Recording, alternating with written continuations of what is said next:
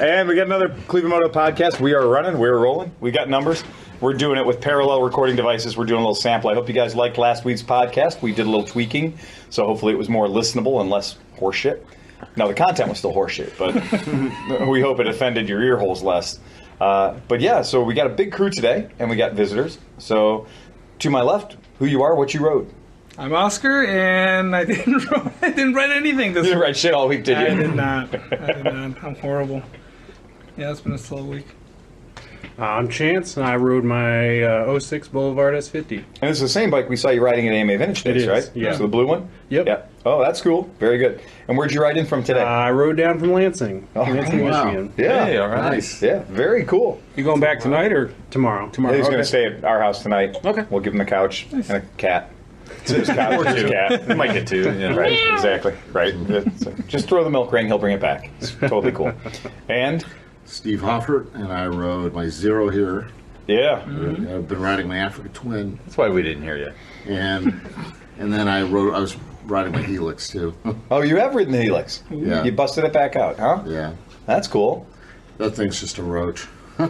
What year's the Helix? It's like a 86 maybe. This is the one that was like, it's OG Helix, but owned by a BMW fetishist. Oh yeah, and Yeah. the guy put BMW stickers on it and Police Interceptor on it and Yeah. Betty Boop. And Yeah. some old guy owned this bike, and I saw it at the side of the road, so I bought it.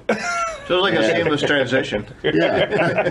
So now another old guy owns it. Exactly. But the best part is when people see it, they're like, "That's a nice BMW," and I'm like, "You're an idiot." You're just an idiot. You're an idiot, and so am I. Thank you. Did you just come back into town? Oh yeah, I've been gone for 3 weeks. I was in Speculator, New York. Somehow, this middle of this week, I knew you weren't in town Speculum because hater. we had a sim in here, Yeah. and That's right. Wait, there was he a did. sim? He We didn't had a show black- up. We had an RV. We had a yeah. black Sim RV 250 here, and you didn't materialize. You didn't buy it. I was like, he's not in He can't be in radar range. That's fucking hilarious. We had a Well, boot convention out there or something? No, we were on vacation. Oh. We took the sim. We put 1,100 miles. My wife and I together put 1,100 miles on the sim. in 3 weeks. Yeah. Just roaming around speculating. Yeah, not every. I mean, it rained almost every day, so we only rode a few days. How did you get this the Sim out there? I took my ambulance. I was hoping that you would say you took your ambulance. Lights and siren, I hope. Oh, that thing is so awesome! And then when my daughters came up, I had bought all the stuff to turn it into the Umbrella Corporation. Right. So now it's totally decked out. It looks like a total, Response police van, vehicle. yeah, for the Umbrella Corporation. That so. is fantastic. So- That's fucking so cool. But 14 miles to a gallon for such a big vehicle, Right. that's not too bad Yeah. with that huge diesel. So. Yeah. And no scooter, no doubt. Yeah. Yeah, oh, yeah, it's easy to pull it up there. That thing's going to get the same mileage if it's empty or loaded Exactly. with Because it's a 9,000 brick. pounds. Right. It is a massive house moving down the road. And then can we give a shout out to Dakland Radio that's playing this podcast now, Sunday nights at 7 o'clock. Okay. Now, yeah. I wanted him to tell it. I wanted him to tell us. What? So explain how so- this happened. So there's a really nice guy up there, that Gary Reinhardt. Okay. And he does trivia night, and he does everything in the town. He's like has like radio shows and like talk the mayor with barber? Gary, and he has like music shows at night. He does everything. So he does 7 different DJing, he hats. does weddings. What? You want the sheriff? But up there, it seems like you have to have like 10 jobs in order to make it. Right. So I was talking to him, and I said. He was talking about like content, and he had like 3 shows on his radio station. So I'm like, "Do you want some It's extra one thing to have 3 content?" shows on your podcast. It's another thing to have 3 Yeah. shows on your radio station. We can fill 2 hours every week. Here's what Yeah. dial in. So I 50 mentioned watts. to him. I said, "Hey, we do a podcast, and do you need any content on your station?" And he's Right. like, "I'd love to have it." He's like, I'll "Just pay people $1 to sing into a can. Is this radio, or is this like 10 meter or something? it's like internet radio, but it's Oh, still, okay. No. Wait. But still, the does guy- it have an FM frequency? I don't think so. Can you pick it up I think on- you have to get it on. I think it's like we're podcasting on another podcast. Oh, we're sub-podcasting. Wow. But you know what? Truckers call that so, sideband. It's It's so awesome. Yeah, we've been so Because the glad. community only has 300 people. Catch us. Catch us every Sunday night on 27.195. You're syndicated. We're syndicated. We just got syndicated, motherfucker. So But I We're think better it's than awesome, Rover's Morning so- Glory in Cleveland. I can't believe it. So we're being rebroadcast Right. to a sub audience of some 300 people. The entire town of Speculator, New York. Right, but I think of that. And the I don't surrounding know. environment. I don't know how many people listen to it. I mean, I really don't. Right. But I mean, the guy is really doing his best to make To create a radio show. yeah, and Right. he's trying to add content. So what you're and saying he is, has if I go to advertising. Speculator, New York, I may need to be driving one of my Japanese cars to pick up the frequency that he's broadcasting. That it may not work with an American radio. Well, you have to wear a foil hat too. just string some wire in the backyard. Warm up the crystals. Yeah. But I still like it. That's fucking hilarious. Well, that's cool. I love the fact that we're being subcontracted. I mean, yeah. We are content. Hey, It was better than playing more infomercials. but his commercials are the best too. Really? And I want to give another shout out to Camp Store To Cam Store. So he has commercials on his. for local businesses in the area, and Camp Store is our neighbor's son's store, and it's really cool. They have they have a whole section just for Bigfoot. Okay. And then they have a retro candy section, and then a camp section where you could buy anything that you want for your camp. In the if same you- store. In the same store. Well, is it a store or is it the house? No, it's a store. It's a store by itself. Okay. And then this year they added putt golf To the store. to the store. Oh my God, that's They hilarious. sell beer. I don't think they have a liquor license. Oh, okay. That's not much of a camp store. Yeah, I'll be stopping Yeah. by. Sorry. I can't get those. Sorry. Yeah, I mean, we'll be there. We're going to go to your property and visit. So I'm really looking forward to seeing this. And Gary said he'll around it. he'll do a video cast with everybody when we go up there. And it'll be a live video cast. Live video cast on radio. If he can get the iPhone 4 from his mom. He does understand that we all have faces for radio. Right? Oh, wow. Hey, shut up! I'm pretty damn handsome. So it was very fun up there though. That's hilarious. Oh, that's great. That's fucking cool. Yeah. And to his left, Johnny Chrome. I noticed today you rode. I did. I pulled the. It's nice you ride a bike you own. B7 bagger out. Yeah. I think I've ridden that bike. I think this is the third time this year I've ridden that bike. Yeah. That's Yeah. I haven't even plated my my Stella. Right. It's been that kind of a year. Yeah. It's a weird scene, man. It's a weird scene. So, but it fired up and works and It did. It Yeah. fired up, no problem. yeah, made it here under its own power. Ready to go. I mean, Yeah. looking plenty neglected, but it's It's being a it motorcycle. was ready and raring to go. That's fantastic. That's cool. better than the Tacoma though. Regardless of the condition. Yeah, I mean, I just needed to ride today. I needed A little psychotherapy. some time in a helmet with nobody else. Yeah, might psychotherapy's important, man. It really is. Bright side, you might get it washed on the way home. Supposed to. Oh, man. yeah, I hope not. And then to your left, Dustin. heck yeah. Nah, I very predictably rode my Rode DRZ. Big surprise. You rode the DRZ. Huh. Have you been commuting all week? Yeah. We've had the weather. Oh yeah, we have. I've Yeah. been on that thing. I've got well over 1,000 miles on those new tires. Yeah. The other day it was weird because I woke up in the morning and I was like, looked out, I'm like, God, fucking gorgeous day for a ride. Jumped on the bike, rode out, and then poured all fucking day long. Yeah. And then I was out on the road long enough that by the time I got back, it was all out of its system. I had a gorgeous day for a ride going home. It's like totally missed it. It was perfect.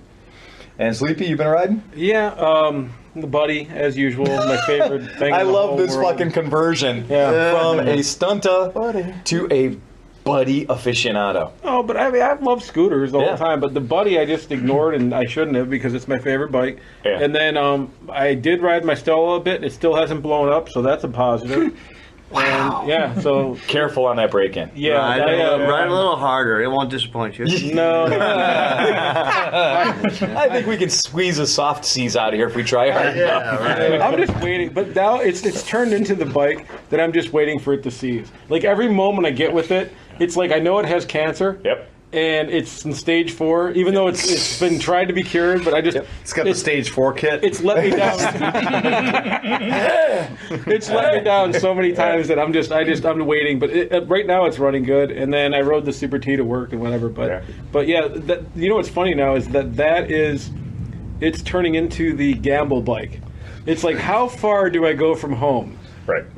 6 miles? Oh, hey. You know, 5? It's your break-in. Break it in however you want. Right. But I'm going to assure you, nothing beats 10 minutes, then 12, then 20. Yeah. Because you're going to go out that one day and be like, I got this. This is no big deal. As soon as you let your guard down.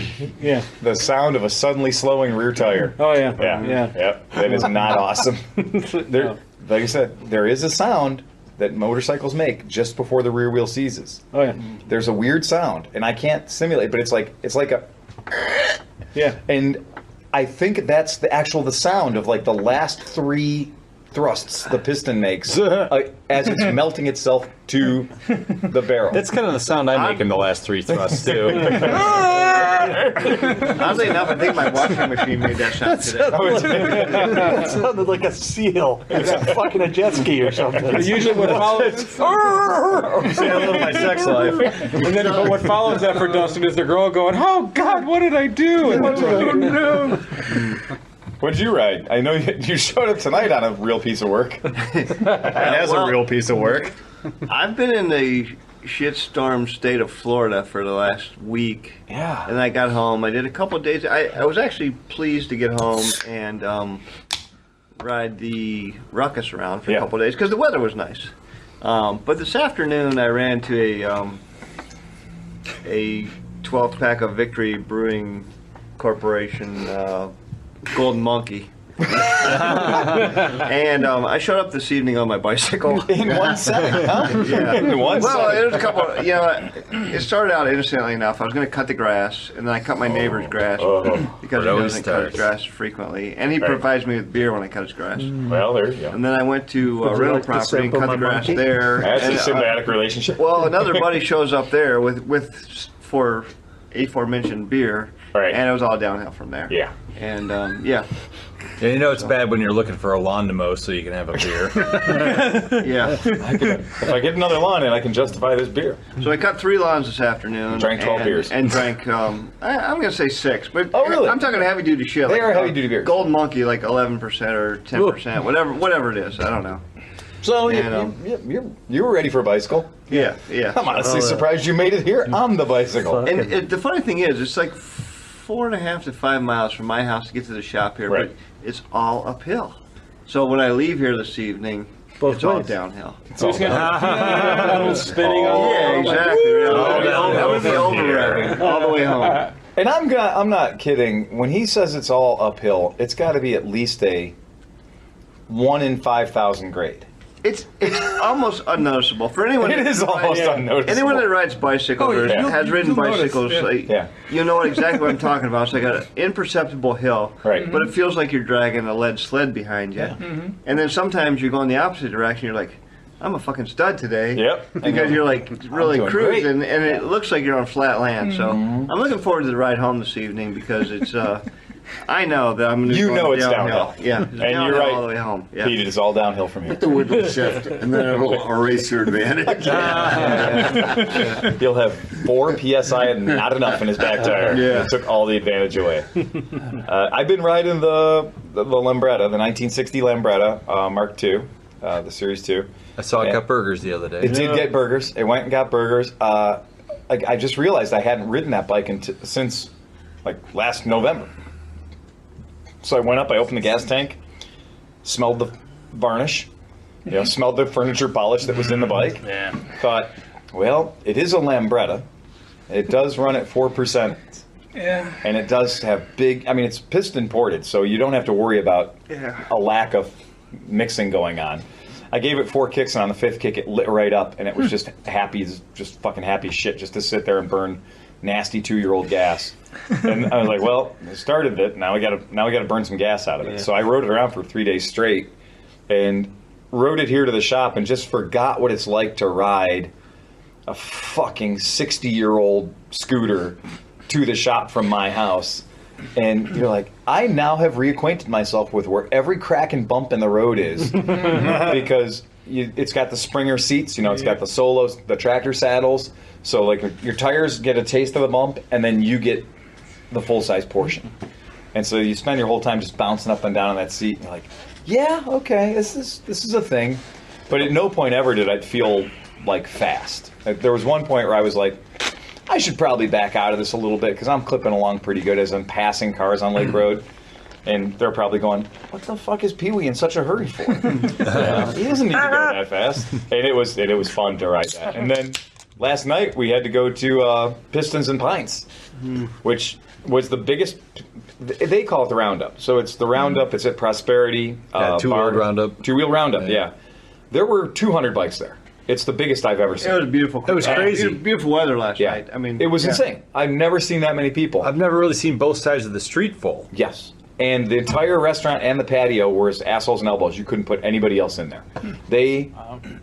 And rumor has it that was the last one of the season, which seems way too early for me. Yeah, I But- thought they usually did one in September. Yeah. Fall riding's better anyways. It is better. Way yeah. better. I planned to go to that for 2 months, and of course, as I'm about to leave and go home, the boss is like, "Hey, could you go film something at this awful place for 4 hours?" I'm like, yeah. We tried to get out of here at 6 o'clock last night. That was not fucking happening. My customers had other ideas, and we didn't get out until about 7:30. No problem. Got down there and realized there were still people waiting on steaks. It's $10 steak and French fries, and it's a pretty goddamn good steak. And then your wild choice of beers and everything else. But it was a really good hang last night. And we were there till the bitter end. Like when we left, there were very few people still there. And Basically just our bikes. Well, yeah, our bikes were the only ones left outside. What time are we talking? Oh, not that late, like 10 o'clock. Oh. Yeah. And Any interesting bikes? yeah, all kinds of stuff. There was a Cajiva, 1999 Cajiva. When was the last time we saw one of those roaming around out in the world? Wow. A Grand Canyon. And it was funny to see all my people that know about motorcycles asking, they're like, what is that? And then they're like, well, whose motor is that? I'm like, it's a Ducati. It's a 2-valve Ducati motor, and the rest of it's various Italian parts bins. It's what happens when you throw all of the Italian manufacturers into a pile together. This is what comes out is the Cajiva, and it was a gorgeous bike. It was a 99. It looked like it had 8 miles on it. It was beautiful. And I just love that it's good. When they came up with that name, some guy was like, "What are we going to call this company?" The guy was like, "Cajiva." And he was That's like, it. "That's it. Yeah, Very beautiful. Cajiva Thank is- you very much." It's It perfect. is, and it's. I've always liked their stuff, like the Cajiva Elephant and stuff. That's what I was thinking. Man, that bike was just one of those ones where you're like, completely unnecessary, but totally awesome. And the Cajiva Grand Canyon has 2 gas caps, like 2 aviation style. You still got to flip the tabs up. You still got to put your key in. Don't try to convince me this is some Perry Dakar fast fueling shit, because it's not. But it is 2 holes that is totally stolen from the whole Perry Dakar idea of dumping 2 Giggity. containers of gas in at the same time. So, but yet it's still sitting there on a civilian motorcycle. Like you're going to pull up to 2 unleaded pumps and be like, 87 and 93. She'll figure it out. You know who else does it is KTM, but they have a fuel. You have to know which side to start with, because if you don't fill the one side right, the other side, it's all kind of crazy. Now that's a bad idea. Yeah, totally. Yeah, Yeah. that shouldn't. Yeah, and I think the 2 fuel things is just ridiculous. Yeah. But yeah, it's just, so when you crash the gas tank, you've got yet another more expensive thing to repair. But yeah, there were a number of really cool bikes there last night. There were 2 Urals, and they were both Both running at the same Yeah, time. I'm about to say That's fucking amazing. and I was like, they're not Urals, they're Nurals. So they're like the modern Urals. So they were the both Chinese modern. ones? No, they're just Fuel injected. they're fuel injected. They're okay. modern Russian Urals. Start. They're Yeah. using. Japanese brakes. Yeah, I Japanese was going to brakes. say electronics. They have Brembos on switched them their now. switchgear They and all their don't have electronics Brembos. to Yeah. Yep. Morelli. And the I serious, don't know, but it would have to be better. and the I mean, serious they guys throw switched to BMW Italian- what motors do in them, Italian bikes use? because they got Morelli, cheap yeah. frames. They and finally everything. stopped using Yeah. vacuum tubes. Sovietsky. Yeah. Sovtech. Sovtech, yeah, Sovtech vacuum tubes to run the ignition system on the bike. Yep. You gotta pull them out every now and then and put them in your mouth. Lick them, put them back in again, Laugh. get a There good we go. contact. But it's very close to that. Oh, yes. Right. As says the man who's rewired one where every wire in the bike was white. There's a Caucasian bike. There's a thesis on one of the web forums about Urals where the guy like bought one and thought it was going to be this great bike, and he gives like 1,947 reasons why not to buy a Ural. Yeah. And like he Yeah. and it's like it's it's like surgically precision of why, and then he goes down through everything, and it's pretty interesting read. Every time I've had an experience with one, it's always left my hands very quickly and into the hands of somebody who's like a glutton for punishment. Steve Hoffer. Steve Hoffer, exactly. Let's be honest about it. Steve Hoffer, yeah. And that's the way it works. So last night I rode the Road King Classic. This 2001 Harley we've had for a while. And I took it out, and fluffed the tires up, and made sure it was ready to go, and cleaned the dead bugs off the windshield, and get ready to head down there. And I kept looking at the bike, and I was like, that's just not right. I mean, we've had this bike now for like over a year. We've owned this bike. This has been a piece of our shop inventory for over a fucking year. And I don't like it. I don't like that we've had anything that long. We just finally sold the Royal Star, the Roadliner. And somebody got a good bike too. Oh, did. holy smokes. Yeah, That we thing just- was around for a forever. minute. Yeah. And so we've sold the Roadliner. And it felt great when the Roadliner got sold. And it just proves, you don't have to drop your price. You just have to hang on to the bike longer. Because eventually the right person's going to come along. Took that thing out last night, and I was looking at it. I was like, I don't like it. There's something I don't like about it. I went over and took off the quick disconnect rear rack backrest. It's got a quick disconnect rear rack backrest. Pulled that off, and instantly I was like, I totally like the way this bike looks. Yeah. I took off one item and instantly was like, this is a much better looking motorcycle. It really did make it look better. Streamlined it a little It bit. made it ride better. It felt better. faster, It felt faster. yeah. It was much faster. Yeah. Miles per gallon. Yeah, as soon as I took that thing off, when I got on the freeway out here, Held I wheelies just longer. crushed it. Yeah, it's like I crushed it getting on the freeway, and I was like, yeah, boy, losing that backrest really helped. Yeah, I don't think so. Yeah, but it is true that every motorcycle will be the right motorcycle for a certain period of time, There's an ass for every seat. and that motorcycle was the right motorcycle last night. It was perfect. And I did. I walked up and I looked at my shelf of helmets and I went, won't be needing any of you tonight. I'm riding the Harley Davidson. Did you use a dot-approved headband? No, fuck no. Oh, No, okay. I used dot-approved bald spot. Dot-approved male pattern baldness is what I used, man. Yeah, I got on that bike and my 3 pairs of glasses. I got my readers. I Well, got those my, come with a force field. Oh, yeah. Well, and the way the market is right now, the force field is that nobody wants to get anywhere close to a Harley. Because you got the people who politically hate Harley Davidsons because of the whole boycotty thing. Then you got tariff people that hate Harley Davidsons because of that. Everyone's hating on Harley at the same time. They've systematically managed to be in the shithole. Like, at every walk of life, people hate Harley at the moment. Well, it's a manufacturer defect. The force field's stuck on after the key It's comes stuck out of on. the ignition, so you That's just it. can't get near You know it. what's going to happen though. That That means they're going to be the underdog, and then That's it. hence they're going to be cool. They're Again. going to be cool again. Yeah. If they can spend a little while in the bucket, they might just get cool. Yep. Yeah. They might get cool. And I know a lot of That's a long shot. a lot of my friends who live on the West Coast who are sport bike riders and stunt bike riders and like young men with an attitude, they're all buying baggers. They're all buying older baggers. Yeah, I've noticed that. It's to rock definitely around the, on. the new thing for the Yeah. 28-year-old or Yes. whatever. To Right. Yeah. fucking T-bars and Yeah. a little, Yep. or yeah, either a bagger or a FXD, a Dyna. Yeah. With Dyna's a quarter are real fairing and popular. like the 10-inch T-bars. Yep. They all want to be Jacks from. It's the Sons of, the Sons of yeah, Anarchy. is that his name, Jax? Or Yeah, something? yeah. They all want to be that dude. That'll be jack-offs. That's what we're From Sons They're of knockoffs. Anarchy TV show. So you're saying that the 10-year-old bagger is the new 20-year-old Sportster? Oh, definitely. Yeah, I think you're right. Definitely. Yeah. There's a lot to be said for that because they're affordable. There's fucking shit tons of them out there. Yeah, you're right. You can pick them up and you can accessorize it and dress it up just any can't. way I you mean- want. Your dad or your grandpa like waited in line on like a waiting list to buy that bike, and now there's a glut of them on the market. 100th anniversary, you say? Yeah. Being the mid-40 guy that's approaching curmudgeonhood. Yeah. Drive home and I'm like, I can't believe all these punks I'm seeing on these fucking on the baggers. I mean, Yes. they're Yeah. like, But their time is limited as soon as that But that bike- postage size stamp. Yeah.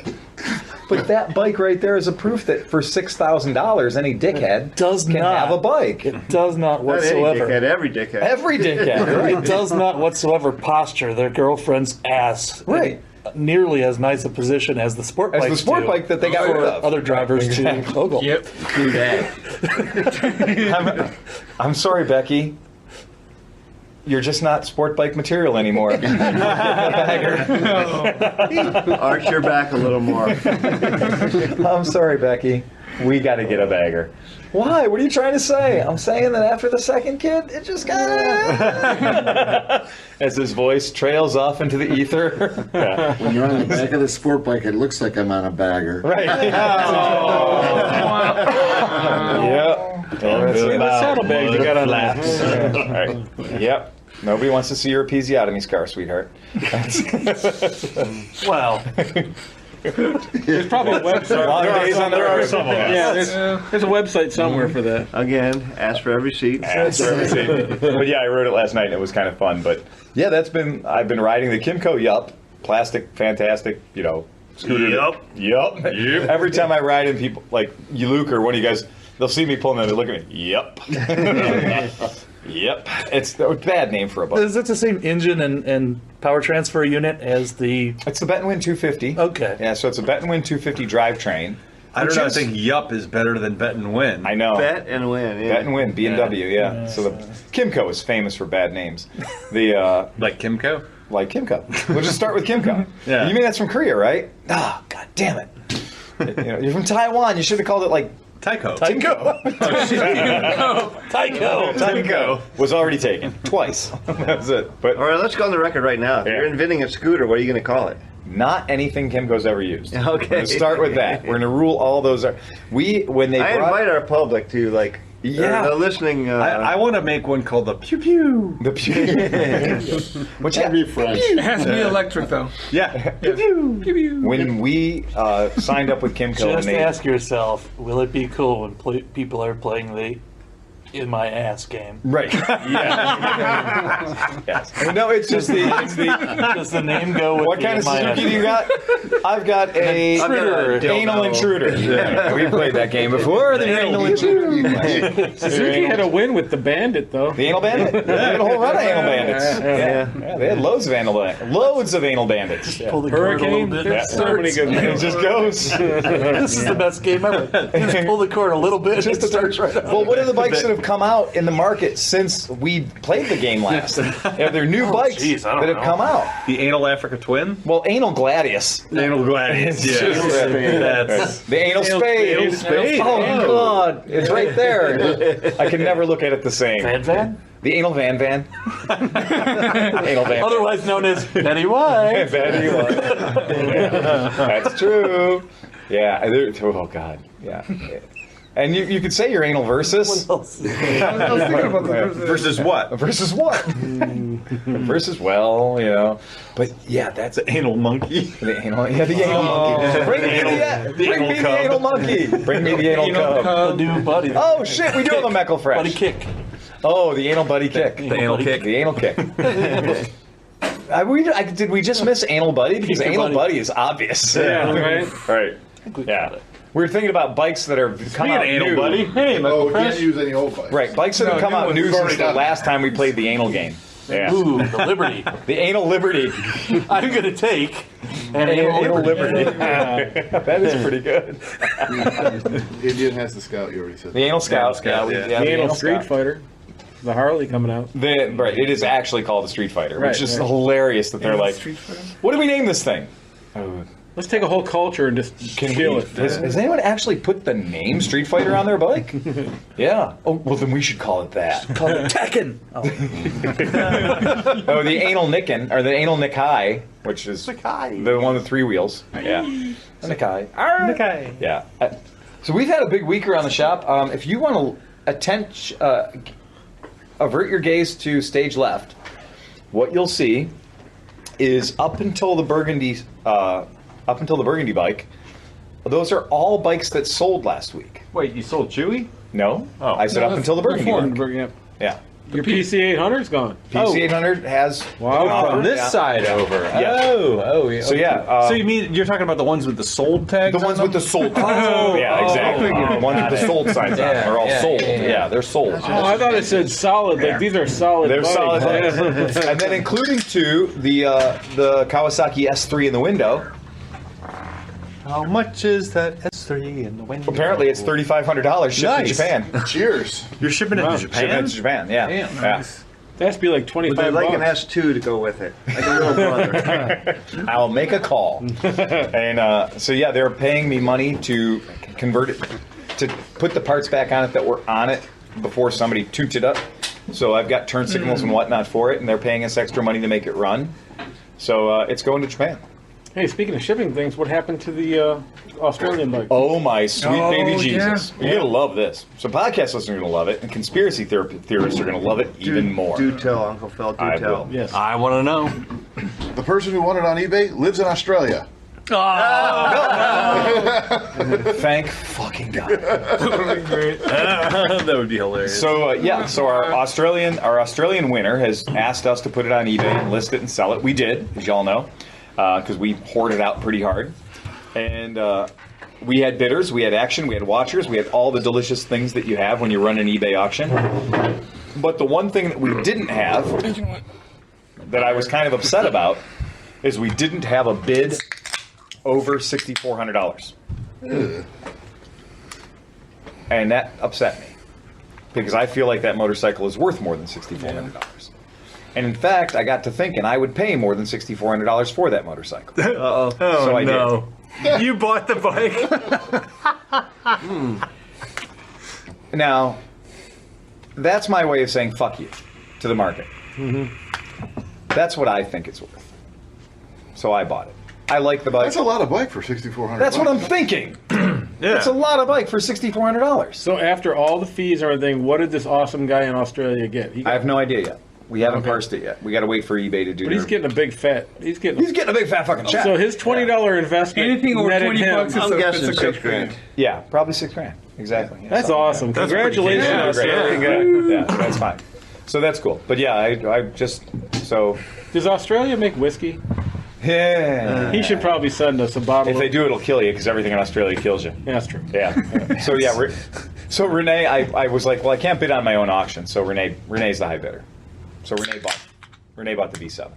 Nice. So Well, full disclosure. I mean, if anybody wants to try to well, that's what we're saying. pierce the corporate veil, we're not pulling Right. any punches. Oh no, fuck you. If you want to think it was a scam, you're welcome to You interview can any go of look the at the people sitting completed, here. the Right. completed auction Yeah. was out Yeah, there. you can see the bidding and all that stuff. And it's all been done in the view of every other person that's walked into the Sure. shop. Yeah. Right. So shame on you for Anybody that not. wanted to pay $6,500 could have fucking Yes, bid it up. they could have bid one time outbid you, more. yep. Yeah, that was exactly it. And I did sell. I told Renee, I was like, If only I'm- I had known. well, I said I'm in it for 60. I said I'm in it for 6,900.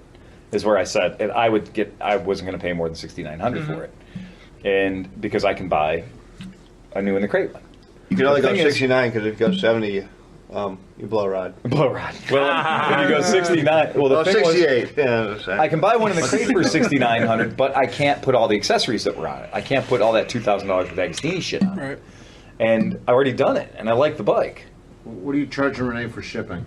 Oh fuck! I didn't think about that. God damn it! Screw Renee. Fuck Renee. We're gonna charge her a lot of money for shipping. So yeah, so that's the name of the To game. push on it to that the other side of the shop. one. Exactly. Done. So Shipped. there, shipped. You Yeah. go on eBay Well, and that works out better for you because if the next, if somebody would have got it for $6,000, then you would have had all that work and everything. Right. You might as well just. That's what I'm saying. I couldn't look at the bike go away. I couldn't watch the bike go away for that small amount of money. And the thing is, there was another bidder that was fighting me.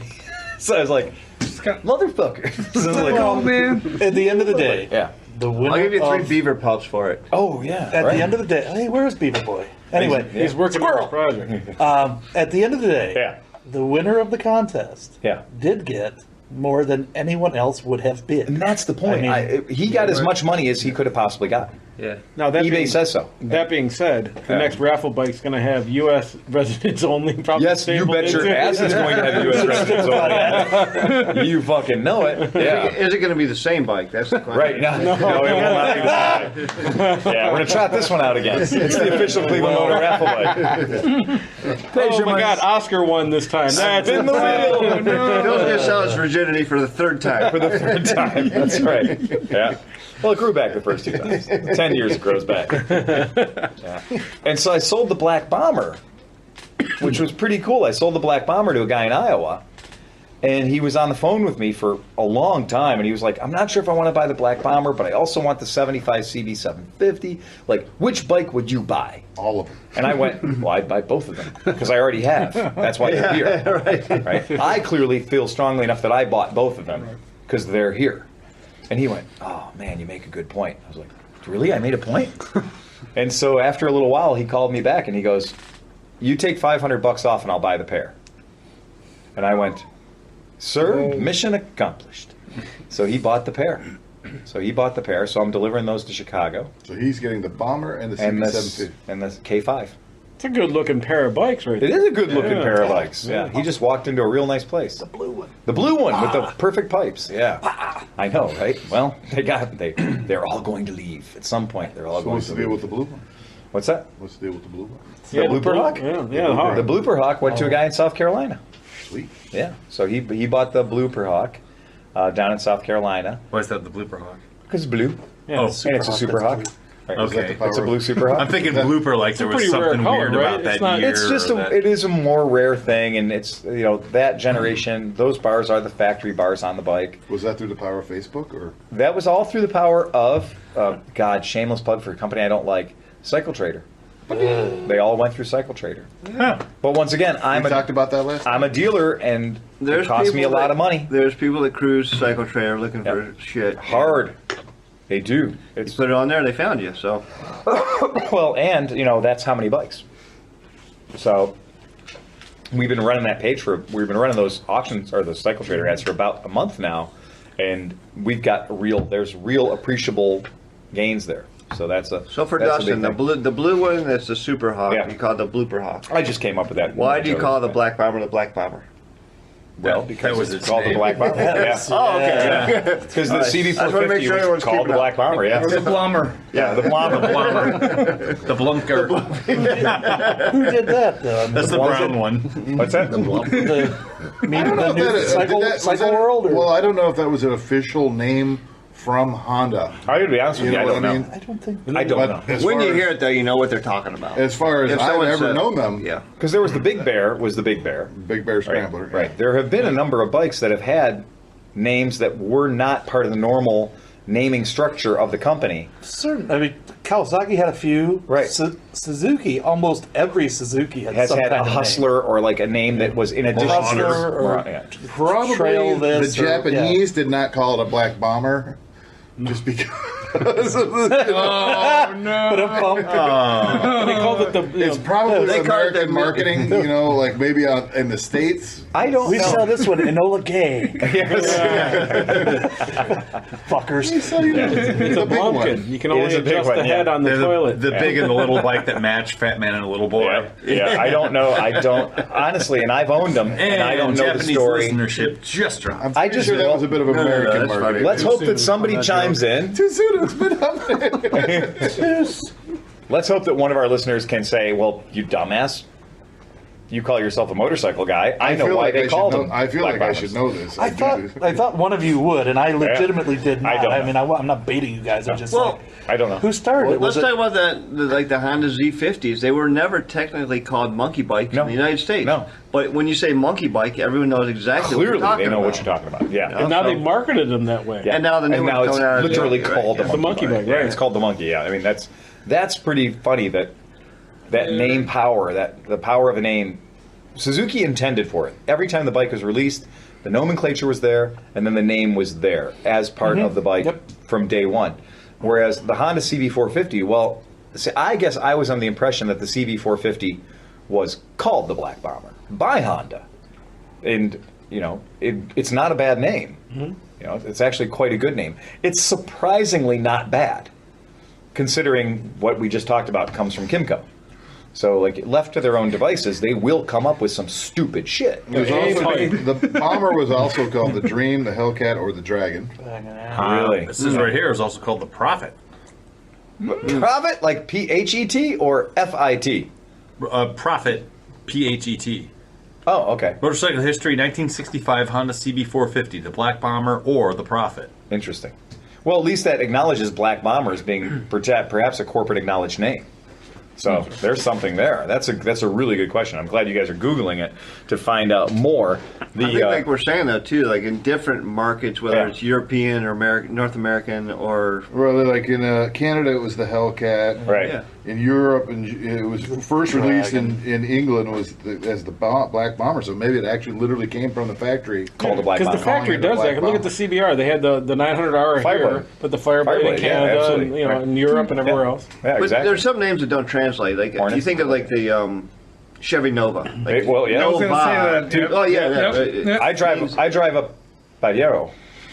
And every time I say I drive a Pajero, Oscar laughs. Or the POW. The Pajero, exactly. Yeah. What's a Pajero? A Just to Pajero? say that Black Bomber It's a was just wanker, but nickname. isn't it? It's like a Yeah. yeah. Yeah. It's not. The name for the little general? You could. It's say that. yeah. Well, and then what is it? Pataho, which is The bird, the a pájaro. bird, a flamboyantly colored bird. Pataho, which is also a derogatory term for gay people. So gay men, flamboyantly gay men. So Stop it! I know. Well, yeah, so Pataho, and that was the so that Speaking of Medeos. my Mitsubishi, my Mitsubishi was called different things in different countries where they didn't speak Spanish. So anytime anybody spoke Spanish, you wouldn't call the car, the Pajero. Like it wasn't. What was it here? We got one, right? Yeah, it was called a Dodge Raider, and then it was called a Mitsubishi Montero. Montero, that's Yeah, right. exactly. Montero, So it was yeah, first yeah. a Dodge Raider, and then it turned into a Mitsubishi Montero. Once Mitsubishi had their shit together in our country, but the Pajero itself is a little cat, a little African, like a pampas cat. You know, it's like a little, Really? yeah, it's a little wild cat. Yeah, a desert, a cat of the desert. Exactly. Yeah, well, yeah, exactly. So that's what that one is.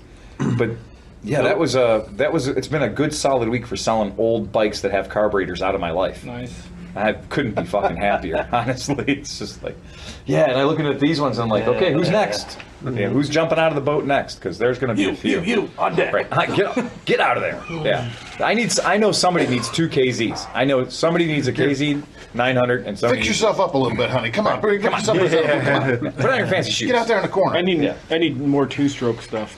That's what I need in my life. That Like I that said. Joe that's out east, you know Yeah. what I'm talking about? Gosh, I Jovial. guess, too. He's forever interested Yeah, in the Jovials. flavor, but Yeah. he's not gonna. They don't want to pay any money. Well, Yeah. he needs to turn. I mean, there needs Right. to be something there for him. Yep, that's right. But I mean, he still asks. I'm We've like, had- I don't own it anymore. He's like, Yeah, oh well, I keep seeing it now and then on the site. I'm like, Exactly. well, that's right. the store's site. We're selling it. Yeah, that's our job. We sell things.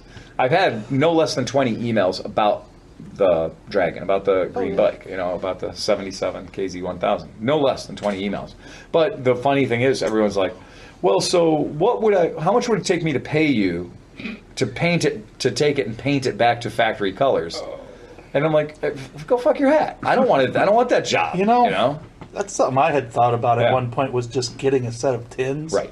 Hanging those on the wall somewhere. They sell Not them trying to painted. pass it off, Right. but just doing like a tribute. Yeah. Yeah.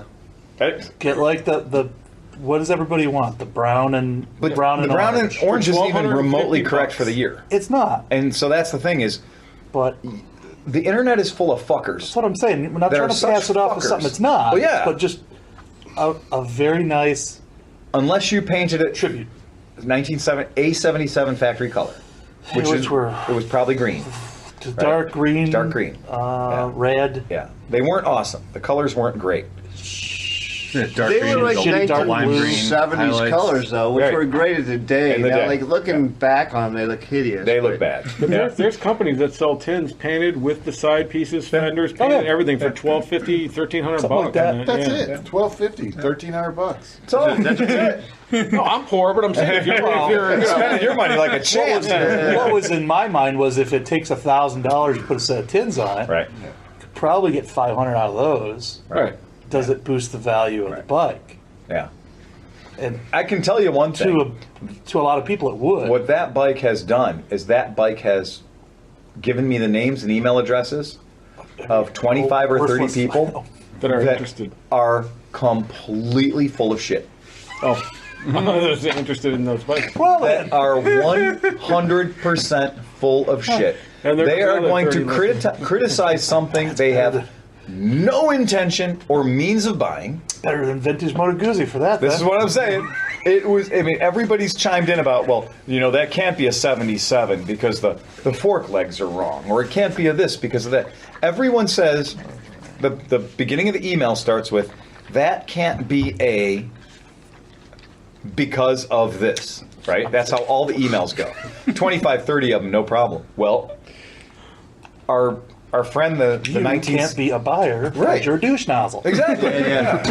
And with our blue bike, the KZ900, I've had ridiculous amounts of people. You threw that thing on one of the Yeah. Facebook pages, Right. and instantly had like 4 You people would that have were thought, hardcore, Yeah. like trotting facts and pictures. And Yeah. And just like they're telling me all the reasons it that can't, be what a I say it is. Z1B. That can't Right. And I'm like, okay, you can say all that, but I can also Here's include the a picture of the picture tag. of the Vintech that says the model on it and the year and month in which it was manufactured. So, again, make with the hat fucking. Because I don't need you telling me what the bike I am selling is. But you're out there sharpening your fucking dick, being like, well, I'm gonna let this guy know. I mean, you had no intention of buying it anyway. You're still trying to finance your last tattoo. Fuck you, man. Just to put you in your place. What you have there isn't really worth all that money. Exactly. Right. I got it. But I'll buy it. Mom, this bring me much. something to drink. I got somebody I'm arguing with.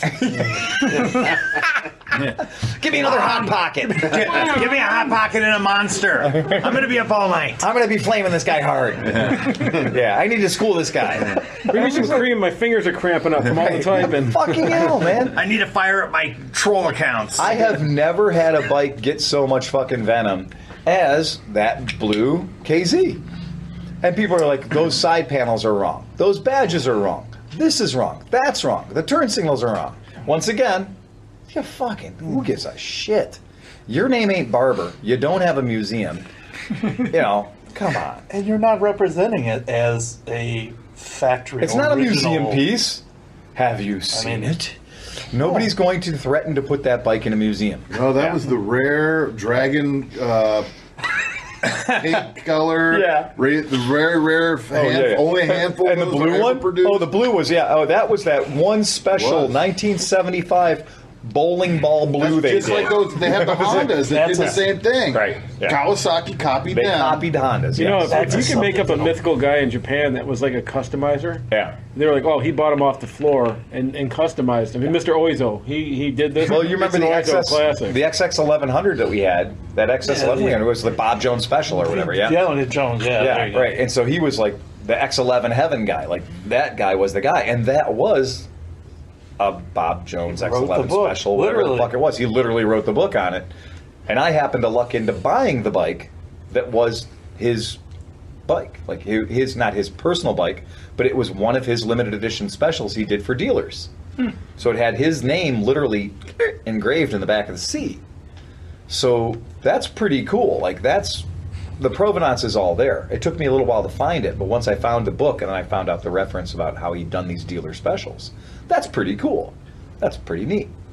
But ultimately, what we have in both of these cases is these are KZs that got hit with the Cleveland stick pretty hard, probably around 1985 or so. Yeah, because it was just like they had devalued themselves down enough in the market. I mean, but honestly, Yeah. both of them. Yeah. What the tag you've got on them for if somebody wants to come in and not even haggle. Right. Go look at the other shit that's out Exactly.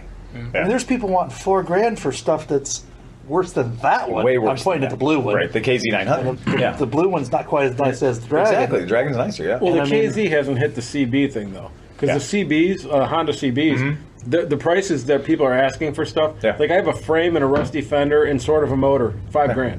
Well, Are you and that's if it's a KO or a K1. So if you got a KO, you're getting a lot of money for something out of the whole concept of it's a KO. Like whatever variety of Honda it is, if it's a KO, it's worth a lot more money than it should be. It just seems to be the case with Hondas in particular. But yeah, it's just a really weird market out there right now for sure. I did want to talk about you rode C8. Which one did you ride? C50? Yeah, S50. Yeah, it's Yeah. the VS800. Okay, so he rode a Suzuki 800 Cruiser from Lansing here, and you also had it at AMA Vintage Days. Yeah. So you're riding the shit out of that bike. I probably put, over 20 on it since I got it a couple years ago. Yeah. And what year is it? 06. 06. So it is fuel injected. Now it's carbureted. Oh, it is carbureted. Yeah.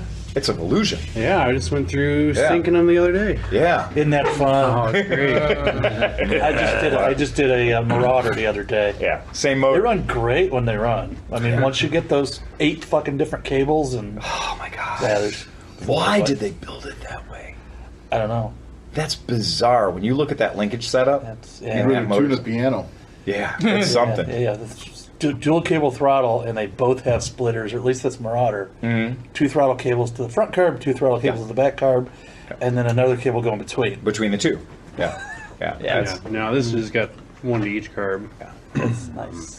Yeah, except for that where makes it more was, sense. that little plastic piece. Yeah. I don't Yeah. know what happened to it before I got it, but it's like melded together, and you can't unhook the Y. So at some point, when I have to replace the throttle cables, I have to just crack that thing open. yes. You're going to at some point have to do some, It still makes invasive X-ray technology. So how They still long make was those the metal trip and anything splitters. notable? Anything notable on the way down?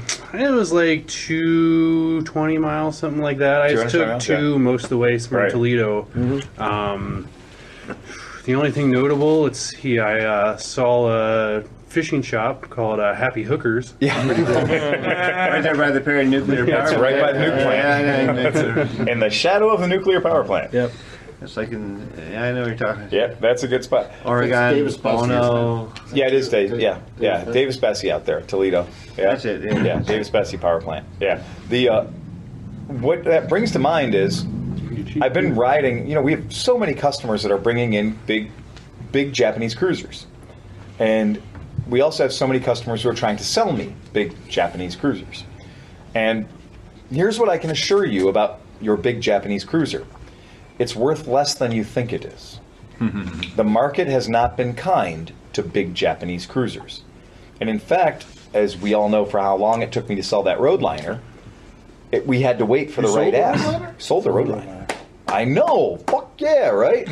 Yeah. And I then felt bad for that bike. I mean, me too. We all loved the bike, but nobody wanted to part with the money to buy it, because when I'd go to the auction, I would see the bikes just like the Roadliner, but in not the same condition, for like $3,200, $3,500. And this is a bike that was engineered to put Harley in its grave. So it had everything, and it had it in an Art Deco style.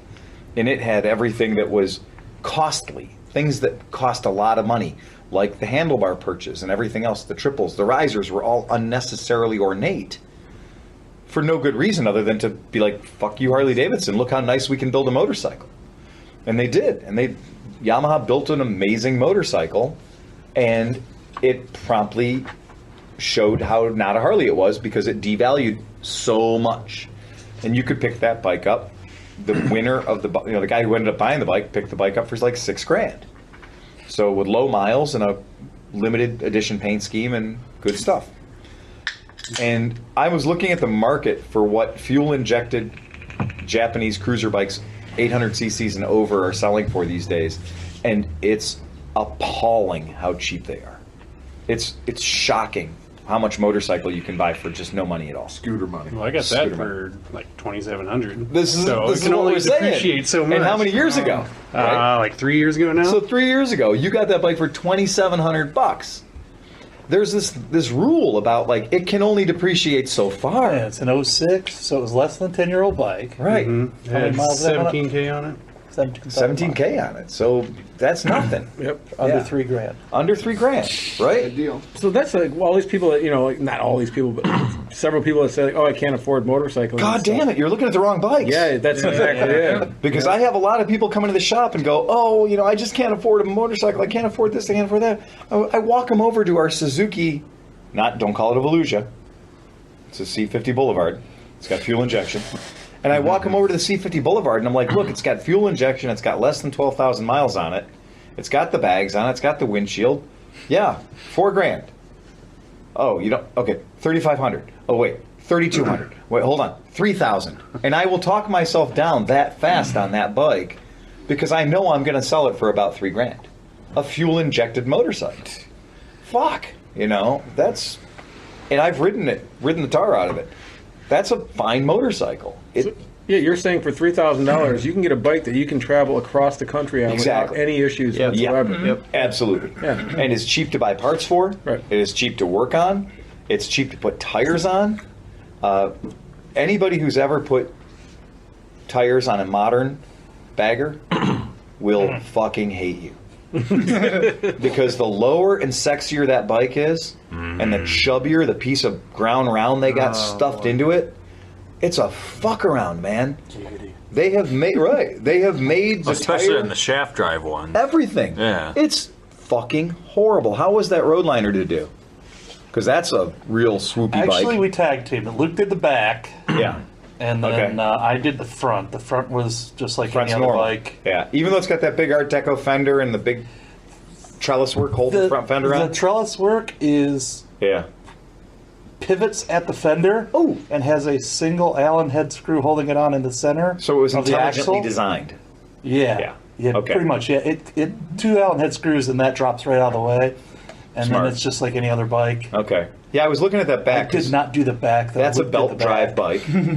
And it's a belt drive bike with a big old pulley Did on not- it. I mean, Yeah. he put it on the big lift, obviously. Yep. He had it on the The good lift, yeah. lift with the dropouts. Yeah. And he didn't have any trouble No. with it. I mean, That one, I think that's intelligently designed. We've worked on some of the bikes that we know that you're like looking at it going, well, that tire and that motorcycle can't occupy the same space and time. the latest gen electric light isn't horrible. No, they've gotten smarter. I mean, Yeah.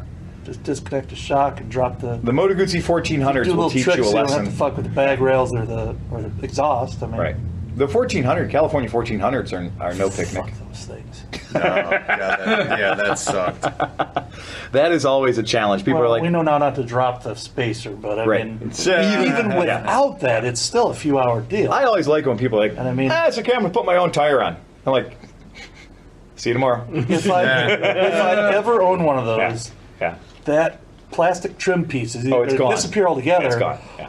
or just get trimmed so Right. you could. I mean, Pop what in and would pop it it up, hurt? yeah. Right. What would it hurt to have a cutout in that thing where you can get to it, the fill in the drain? Yeah, the drain plug, the final drive. I mean, I do understand that motorcycle is never going to have a tire on the back that lasts more than 10,000 miles. So because of the nature of the motorcycle. So you'll never have to worry about going more than 10,000 miles on a final drive oil service interval because there's no tire on the planet that can last more than 10,000 miles on that bike. So And that's kind of our policy too. the engineers didn't fuck it up. when the one of those engineer is here for a said, tire, you do the it final gets- drive. Yeah, well, yeah. fuck yeah, it You don't have does. a choice. Right, you don't get a choice in the matter. That final drive oil could probably last 200,000 miles. We're never going to know. Do you know why? Change it. But the problem is getting the fucking wheel off. And that's the problem. And the way they built that thing, to have that giant piece of meat dangling between those swing arms, it don't fit. Like, and sometimes it's just, okay, well, we've tried. Have you taken all the air out of the tire? Yes, we've taken all the air out of the tire. That's great. Like, you're thinking, like, can I just de-bead this tire in situ? Like, with, because it ain't coming out. It needs split rims. It does need split rims. Warning, these will kill you. Yeah, but there are tires, there are bikes we've worked on where we've done rear tire change and just been like, are you fucking kidding me? And then, of course, you add more shit to your bike, the more chrome you've got on it. Yeah. I have the opposite problem on a bike. It was Yours is literally hanging No, out. not on my bike. It was a guy at work. He had a Suzuki metric cruiser of some sort. We got the wheel off, got the tire off, and it came off so easily. It was like changing a balloon tire on a Schwinn or something, you know. And Bicycle tire. we got the new tire back on with no tire spoons, no levers, nothing. Yeah.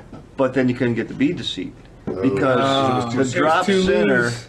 the tire was, the wheel was so wide and the drop center was so deep. There was no way to seal all the air in. And we tried straps. We tried Ratchet everything. straps around the tire and Nope, stuff like that. it didn't work. It did not. Couldn't work. catch a bead. You could not catch the bead You on need a that bead thing. blaster. And no, actually, I brought it up to the shop, and you guys tried the bead blaster and couldn't get it down Couldn't get it to either. work. Yeah. I took it to a automotive M80. tire shop finally. Drop it in there, light the M80. It'll work. Well, So does. I tried that shit with, Yeah. with. I tried the ether. I tried, and finally I took it to automotive tire Didn't shop. have enough. And it took 4 technicians at the automotive tire shop, and they wouldn't take any money when it was down. I was like, "How much I owe you?" They're like, "We just learned a valuable lesson here. Yeah. Don't worry about it." Don't come ever I again. took it down. Steve, I took it down my tire right up by your house here, right? Oh, really? Fire Don't station darken our number 2. doorstep. And those guys were like, Really? yeah, it was. And I really wish I remember what model that bike was. We had a It couple was- of them at It was the a old chain Mentor drive shop. Suzuki Metric Cruiser of some sort. I don't remember. And it what- just, the tire didn't want to. Well, and the thing too is if you buy an old tire. So what people don't know is, It like, wasn't I just. like that. I set the fucking thing outside in the sun. And you It did was- all the tricks. It was soft and Yeah. it was pliable. Yeah. I put a strap around it. I tried everything I Well, knew. like the thing, it was it squished down in the middle, where Nope. like the Nope. they pull the beads apart. Nope. to It just wouldn't catch. I've done a lot of tire changes, and Yeah. that one was the #1 motherfucker ever. The guy at the car place across from our old shop, we'd occasionally have a tire that we couldn't catch a bead on. We work our tail off. And I was like, fuck it. I just grab it, throw it across the leg shields of a scooter, and drive it over to Conrad's Tire in Menor. So I drive it over there and take it down. And invariably, you get the same guy behind the counter. He's like the counter guy. So you say to the counter guy, hey, I got another tire. You got a guy back there, apparently. He's really good at this. And every time I bring one in, literally in the time of one cigarette, I hear a loud boom, Yeah. and he comes out with a smile on his face. And he's like, yeah, he can do pretty much any tire. And I go, okay, cool. So, 4 or 5 of these tires over the course of several years of business. And I'm like, I need to interact with this human. Yeah. And so he brings it out, and he's smiling. me what you know, and I said, master. how the fuck? Like, I'm looking at his machine, and it's the same Coates machine I have. It ain't any different. He's got the same bead blaster. Like, what's up? And he just looks at me and goes, you gotta really grease the shit out of him. And apparently, you gotta really grease the shit out of him. Yeah. Now he's 5 for 5, and I'm 0 for 5. And apparently, the secret to the man is you really gotta grease the shit out of him. Can you get a description? What's this guy look like? I gotta get a description. He's a black guy, probably 65 years old, maybe 126 pounds soaking wet, 145 pounds soaking wet. I've never seen him without a cigarette in his mouth. Yeah. Ever. Yeah. Yeah. He can do the breathe, talk, everything, right? He is cancer. Yeah. He's what cancer looks like as a human being. He is just like, he just operates at the tire shop with a cigarette in his mouth. Yeah. He's clearly been there longer. Like, that place has changed hands 2 or 3 times in my lifetime. He's been there for all of them. Yeah. Grand opening of the building, he When was you- there, and When you buy that business, he comes in the deal. I don't want to go as far as saying he's company property. No, he's not company property. No, he's legacy at this point. He is literally legacy. There's a rider in his contract. You can't fire him. The building burns down. It's baggage. Exactly. But he actually doesn't do anything except for the hard tires. No, I've been. But That like I sounds said, like the whole. Have you ever been to Safeway Tire? yes, of course. That sounds like the whole crew down there. It is Safeway tire. If you're a Clevelander and you've never had Safeway put 2 tires on your vehicle before, I mean, they're awesome. They're fast as hell. They are the world's But greatest that's tire. just- that's every they are one of the those world's guys greatest is- tire suppliers, and I was working for a company that had 20 vehicles. Shuffles. I still don't know Yeah. how men that shuffle so slowly around get tires on your car so fast. Well, but it's Safeway. It's Safeway. The rules of science do not apply at Safeway tire. Safeway shuffle. It is the Safeway shuffle. Yeah. And it does get John. But yeah, that dude's got, you really got to grease the fuck out of him. And he was right, because he's every time I give him the tire and I walk outside and go to light a cigarette and I hear boom, and I'm like, well, there we are, you know. And it's not explosive boom like where we're all using flammables. We're using accelerants. Yeah. Because that's my go-to is always a little starting fluid, you know, throw a match at it, and Bob's your uncle. She's on usually, you know, and it jumps around the shop for a while too, which is fun. But but yeah, you get to get chased around by a tire. Length of PVC shoved through the bead and Oh yeah, hey. I will never ever not use explosives on a tough tire ever again.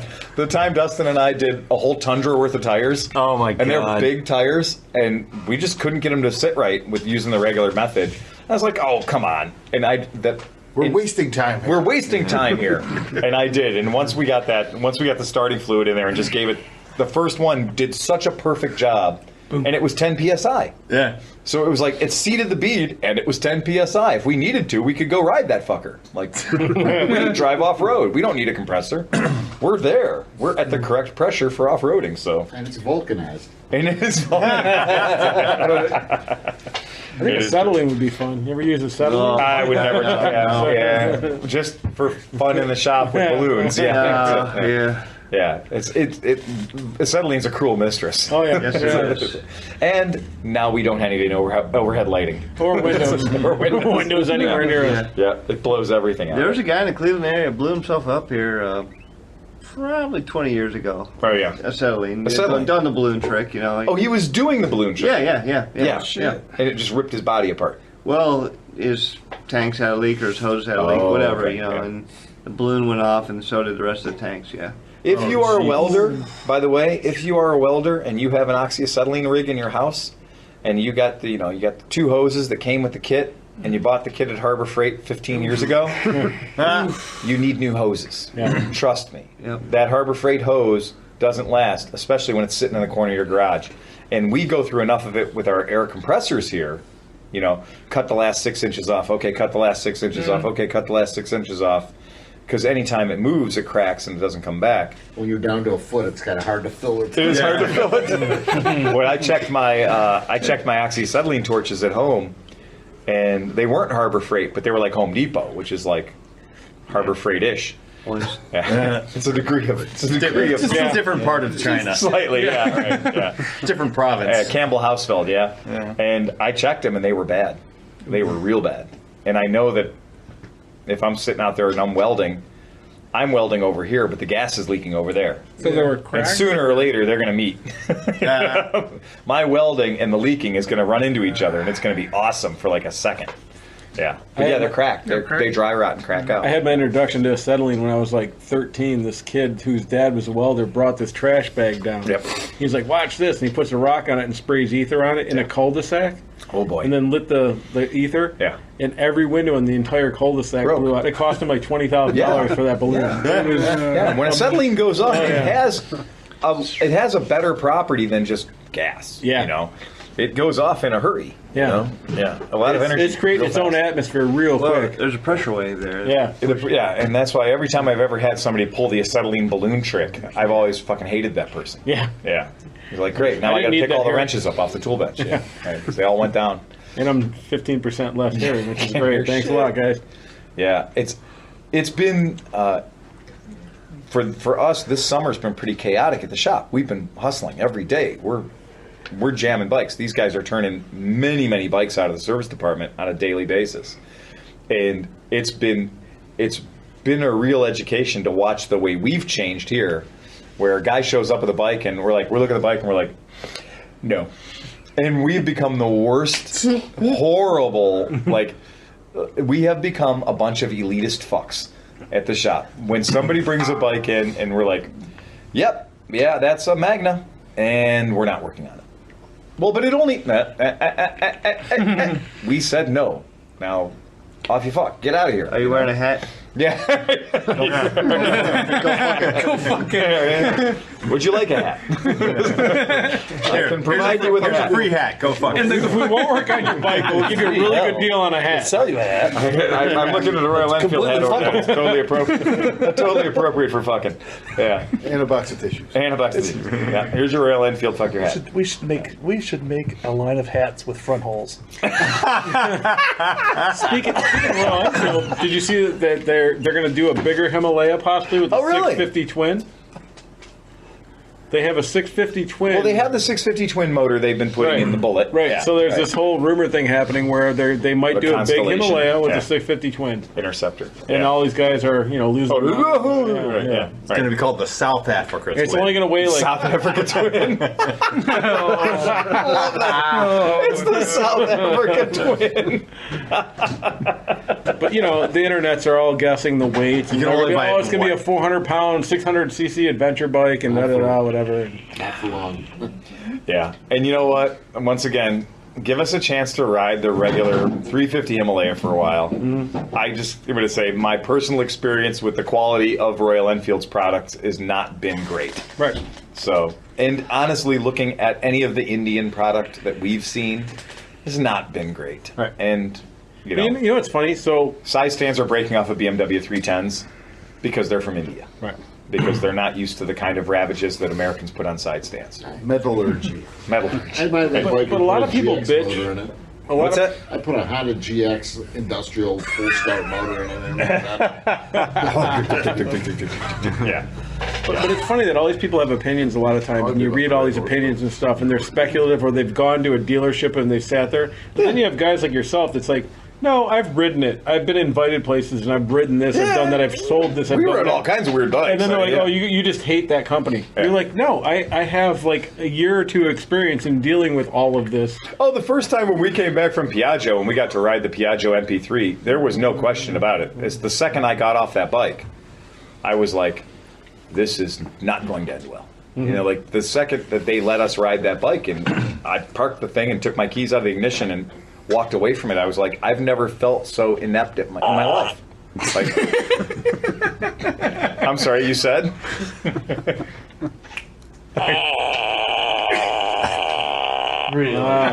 Wow. Fart jokes. Gotta love them. what is that? Toilet paper rolling. I'm like, what the fuck is this? At first. If you leave that out anywhere, soon enough somebody will touch it, and it will make that noise. Yeah, I've been trying to play that game too. It hasn't happened. Oh man, I'm like, it's here! It's here! So did anybody else see the Grom that was done by Zero? No, I'm good. Yes. I did. no. Oh, yeah. Yeah. That sounds fucking awesome. Hey, yeah. I love the whole caption of the article and stuff was like, when Grumman engineers have a day off or two, they make the most ridiculous. When Zero. Insane, When Zero engineers, Zero Yeah, engineers. Zero engineers had a day off apparently. Yeah. Is it a concept? They bought a Grom. Yeah. They Oh, they shit. ungrommed it. They pulled the motor out of They it tricked the completely, fuck out of it. and they just put in a Zero motor. But they Well, it looks geared very it, they factory. geared it They- and they limited did some the body work speed and to like stuff. 60 miles an hour to make sure you didn't murder yourself. Yeah. But the torque is all there. It's 88 foot-pounds of torque. Yeah, yeah. And like, as fast as you can twist your. Right. Yeah. I still think it's probably the greatest idea ever of anything. As a motorcycle rider goes, if I could have a Grom with 88 foot-pounds of torque and electric man. motor, which means, by the way, it's silent. Yeah. Yeah. So, my god. I didn't get the specs though. So like, so since it weighs so much less, are they getting more distance well, out of I'm it? Or? gonna here's once again wild speculation. Only being a Zero dealer and having the information I have, it probably has a 3.25 or 3.7 ish battery in it. Okay, so it probably has one cell, It does, one have, cube. it does just have one So battery. one cube is nice. It weighs 36 pounds or so, and it fits in the space that a normal gas tank would tank, right, occupy. right. So they probably took the Grom tank, cut it apart, put the battery in the middle of it, and screwed it back together again. Right. So it kept the aesthetics of it. And then your battery's right where your fuel was, and the weight's about the same anyway. 20 But- miles if you beat the crap out of it. I'm going to say if you try to rape it, probably 25 miles, and if you go remotely chill on it, 40 miles. Yeah. 40 or 50 miles.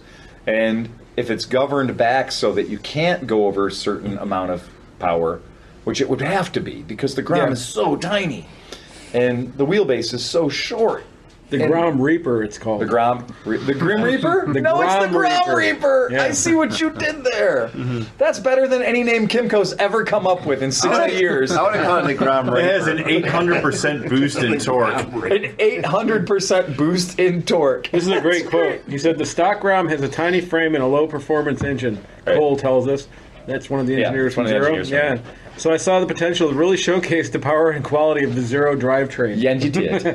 And you fucking did, didn't you? I raped it. I did. I reaped it. No, I So, raped it. Yeah. He said that the stock Grom has 10 horsepower. Right.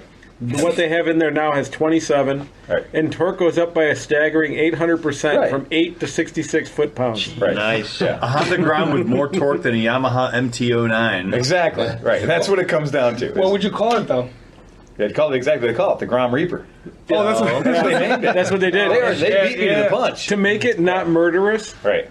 they have a 55-tooth rear sprocket that's almost as big as the 12-inch wheel. Right.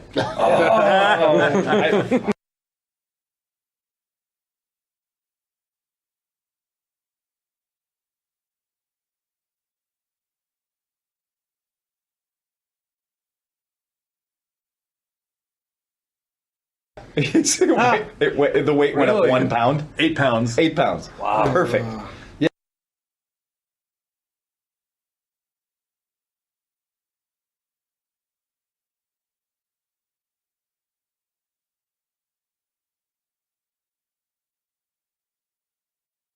Looks. Oh yeah. they Well, did- guess what? That's what I was saying. They actually made bodywork. Yeah, yeah. It looks.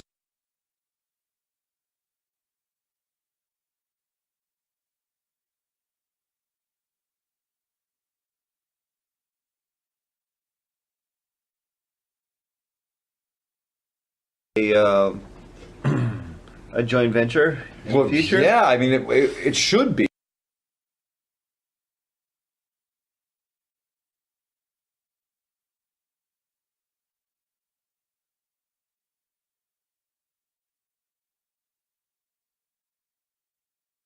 Honda's, Right. yeah. It's gonna But be look at Because that's what Yamaha's doing. Right. Yamaha just came out with a trials bike. Yeah. But if Zero wanted to build that, they don't have to go buy anything from anyone. There's Zero everything. builds Yeah. motorcycles from the ground up. Yamaha just came out with the TYE. Like so, the TY trials bike. Yeah, They have a TYE. What's an they electric? do. It's an electric trials yeah. bike. Which is fucking great. That's cheating though. It's No, a it trials isn't. bike, and you don't have a clutch or Right. Oh, but you also don't have what? You also don't have Braking gyroscopic motion of the engine helping you stay upright. No, you do because they actually have a clutch. So Oh, they do? I had read about So that it's spinner. too. It's so a spinning you can electric. spin the electric motor. Once again, according to Dean You Kamen, also at that have- point, it'll just stand upright like a Segway. Because without a clutch, how could you do trials? These guys have to have a clutch. have to have do a clutch. Yeah, Yes. yeah. You can't have the You Well, do have a there you clutch. go. Fantastic. Well, that's cool. Yeah. Yay. Yeah. Which that might be fun. We'll admit it. What if a Zero had a clutch and you'd just be like, And we're electric fanboys. No. I had a customer try to kill himself the other day on a fucking. No.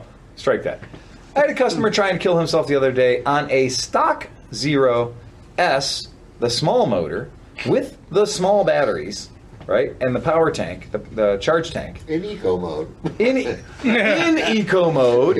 Left here in fucking eco mode and painted a stripe out on the road. I saw the headlight coming back at me. Hey, where are you going? I thought he dropped a quarter or something. He just wanted to get it. Fucking ridiculous, man. He leaves here. I'm like, you got everything? Everything cool? Yeah, I ride bikes all the time. It's great. It's no problem. Okay, cool. You break it, you bought it, you signed it. We're good. And I'm like, I'm going to sell this bike one way or the other, and this guy might be the guy. God, he spun that thing around so quick. The tire never hooked up. It never had a chance. The second his Did he front- have a smile on his face when he spun around? I don't know. Okay. I have no idea. I couldn't see past his giant eyes. Okay. His eyes were so big they filled up the entire visor like of a his sugar helmet. glider. That is the problem with the curve on that bike, though, Yeah. because it's almost like a timing curve. Yeah. You can crack the throttle where you're almost not moving. Right. Yeah. But then if you lay into it Yes. after a few seconds, Yes. then you have 100% of torque. Yes. But if you roll on it, Yeah. you can roll it all the way out, Oh, yeah. and you're not going to break the tire loose. But it's that few seconds after. He had managed to crack the code of the world's most perfect hole shot in a zero. He figured it out totally by accident. As he made the transition from our concrete apron to the asphalt street, and the tire went from concrete to asphalt, it just immediately started looping. And it just got greasy and cooked up in like that nanosecond. And he spun the back tire so the ass swung out into oncoming traffic. He went over the double yellow line, and he just kept the headlight just kept getting lower and lower and lower and lower until he was straight on looking back at me. And he was straight on looking back at me, and he got his foot out in just the right spot and had the sense of mind to just crush the brakes. And he crushed the front brake, which pinned the bike into its location. And everything stopped happening at the same time. And he got his shit together, and he looked both ways. That's his reaction. and messed his drawers. Yeah. And he was, I looked eyes locked, and I heard. And I saw him, and he looked at me, and he saw I was watching him, and he was like, and he shook his head, and I was like, just go. Keep going. Off you fuck. and he respected it. Like, he instantly respected the bike. And so when he left after that, he was way more chill. And he came back. Yeah, he barely got down the street. But when he brought it back, he was like, oh my God, that thing's fucking fast. It's crazy fast. It's amazing. It's holy shit. It's great. I was like, that's the slow one. That's the slowest one they make. That is the slowest zero. In the slowest mode that it rides in. Exactly. You were riding the slowest zero in the slowest mode. Lessons aren't cheap, but he just got a very cheap lesson. Oh, I was hoping it was an $11,000 lesson. I was really thinking, I was like, that's the easiest sale I made all day. Yeah. Yeah. You know, any of you reckless and irresponsible people with great credit want to come and test ride a zero, I'm your guy. 7 years, this baby's all yours. Oh. And you wanted to modify it anyway, so just remove some of that body work yourself and get right down to the nitty gritty. Get some real custom tuning going on. Pavement works really well at sanding off the factory finish. Yeah, it takes off the factory finish real nice. It rubs all the new right off the motorcycle. Yeah, that's a beauty. So, if you were to tell somebody right now, middle of summer, you've been riding your motorcycle for a couple 3,000 miles, that your bike is clearly as good as it's going to be, and you're totally okay to go out and ride in the Distinguished Gentleman's Ride next month, because you've been riding your bike all summer and it's perfect. How could it be anything less than perfect? I've been riding it for the past 2-3 months. What would you check on your bike right now? Chain. Air. Tires. Oil. Yeah. What'd you say? Tires. Tires for Tire fucking one, sure. Yeah. First thing. That's Steve said it. Air. Yeah. The number of tires that have come into this shop in the past couple of weeks that are round and black and ancient, meaning not from this century. Yeah, it's real. And when I look down and can't find a date code on the tire, it's an old tire. Or how about this? How about even with tires? So I ride my Super 10 a lot and all the other bikes, but my Husky I don't ride as much. Okay. And so it was sitting for a couple of weeks, and the air pressure went down on tires because they're tubed and whatever, you know. So I inflated them back up to whatever. I was going to ride on the road, so like 30-something, whatever. And I hit the highway, and it was like a pogo stick. My friend was like, and I'm like, oh my God, I broke my wheel. I'm like, what did I do? So my brain started to work after a few minutes because it doesn't work all the time right away. Yeah, it takes a minute. I got back, and my buddy Michael, we were going for a ride. He's like, bring it back, let's unair whatever.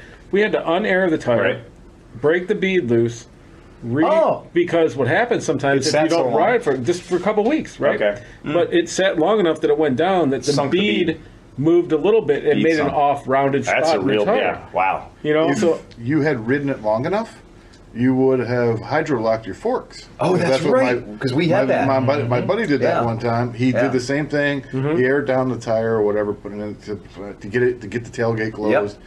He went, aired it back up, took it for a ride. He's like, oh my God, the whole front end feels. So I'm like, well, let's take a look. He's like, and my fork. He took it out on the highway. He's like, maybe it'll go away. You know? Stiff as your forks become solid. So what it did was it pumped all the fluid up into the top, and right. it hydro locked them. And then your forks Yeah. aren't forks anymore. So all, Stiff as a all you have to burning do is take the caps off, crack the caps off, and let it leak back down, and you're fine. And break the bead, and then Break the bead, straighten the tire out, and then we can crack the caps off and get everything. But that's honestly, people don't think about that. And they're thinking that like my bearings are bad, all this Right. other stuff's bad. Yeah. No, your tire, you let it sit for too long a little bit. And all of a sudden, what did I hit?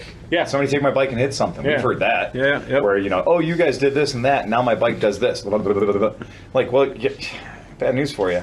Your rim was bent before you brought the bike in. You gotta grease the shit out of it. It's like Blazing Saddles. And the women. What do you do with the women? Oh, we rape the shit out of them. At the number 6 dance later. Yeah. Another thing that just was happened to bad. us today. Chain. Yep. Dude shows up on a 31,000 or 35,000 mile Magna. Chain drive Magna. Last edition of the Magna. The affordable Magnas. 750? Well, cheap to build. Yeah. Yep. Yeah, cheap to build Magnas. And so he shows up on the Magna, and I go out and ride this thing, and it is like, the back end feels like the sketchiest thing in the world. Something is fucking horribly wrong. The rear axle has got to be loose. There's no way that the rear axle can be stationary, because the chain is clearly pulling the axle forward on acceleration, right?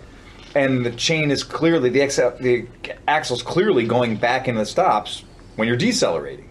So there's something wrong. Like, whoever fucked with this bike.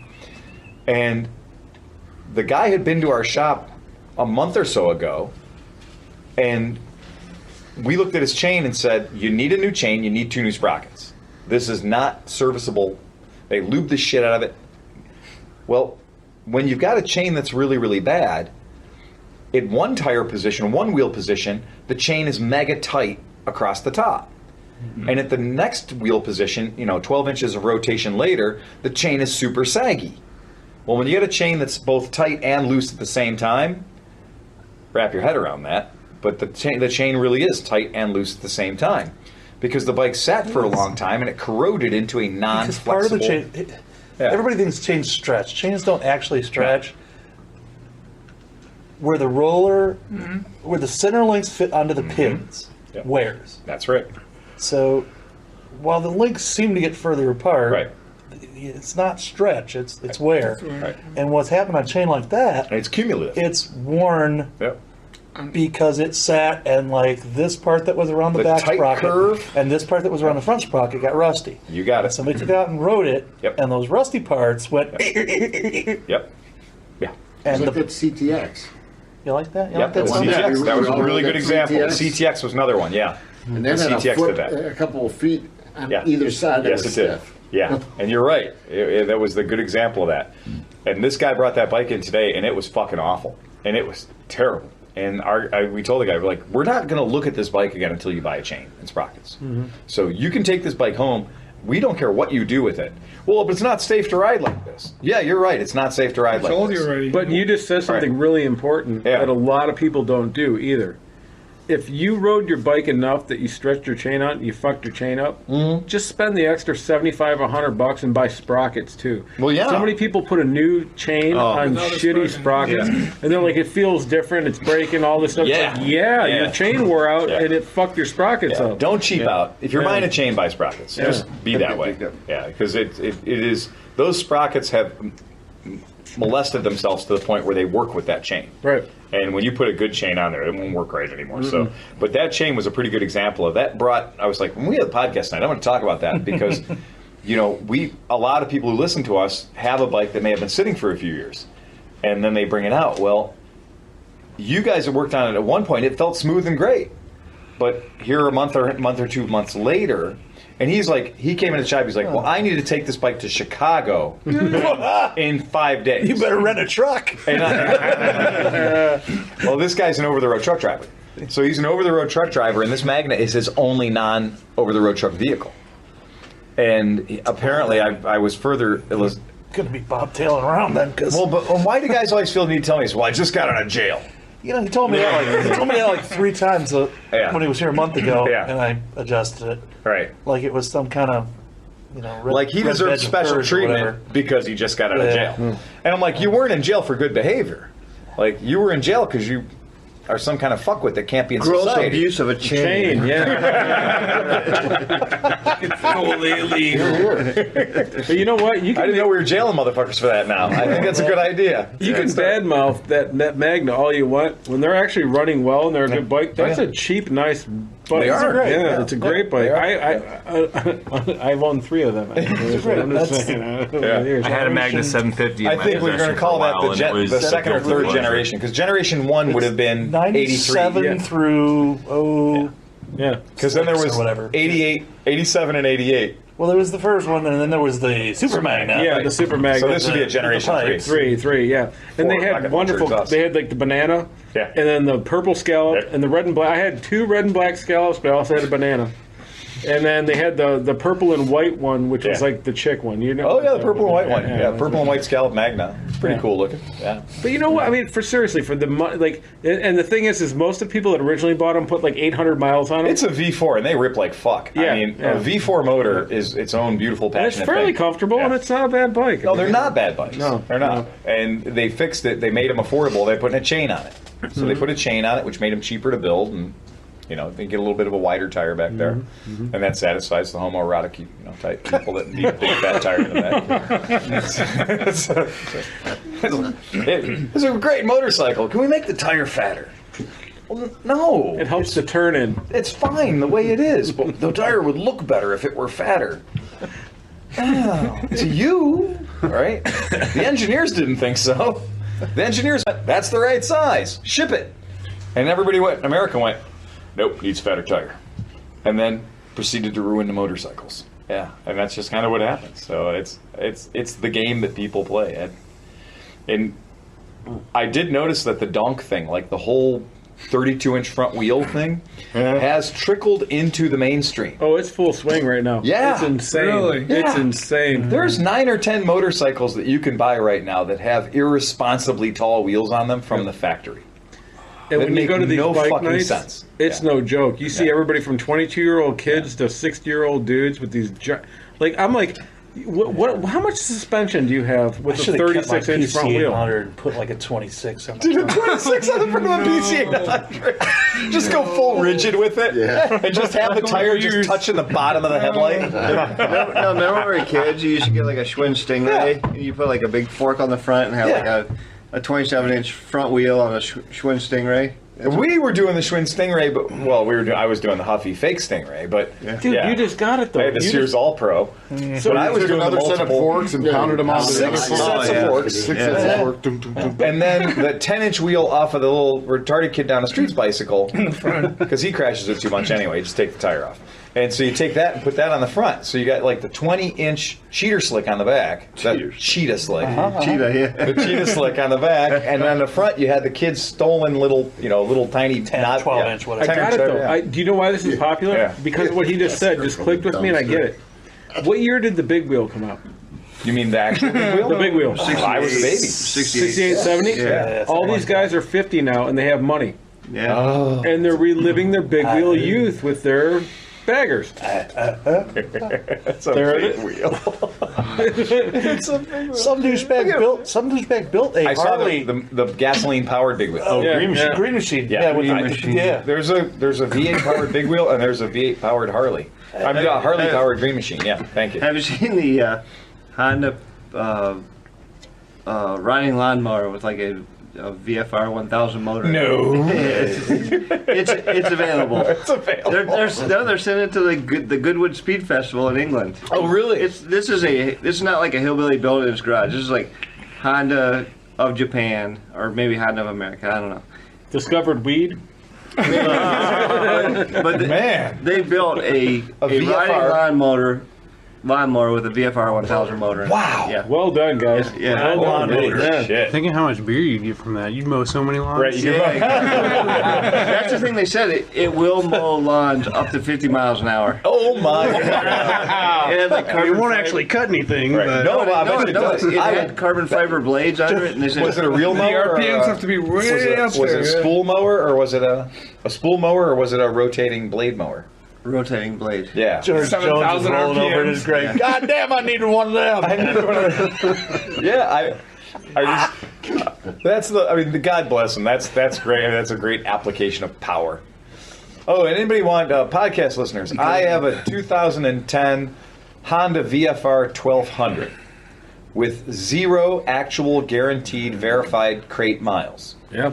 With a battery in it, we fired up, we started it. That's fine. I've ridden it from the truck to the shop. We have not made the odometer say 1 yet. The odometer still says 0. And I know if I push it around the shop anymore, we're going to crack that 1 mile mark.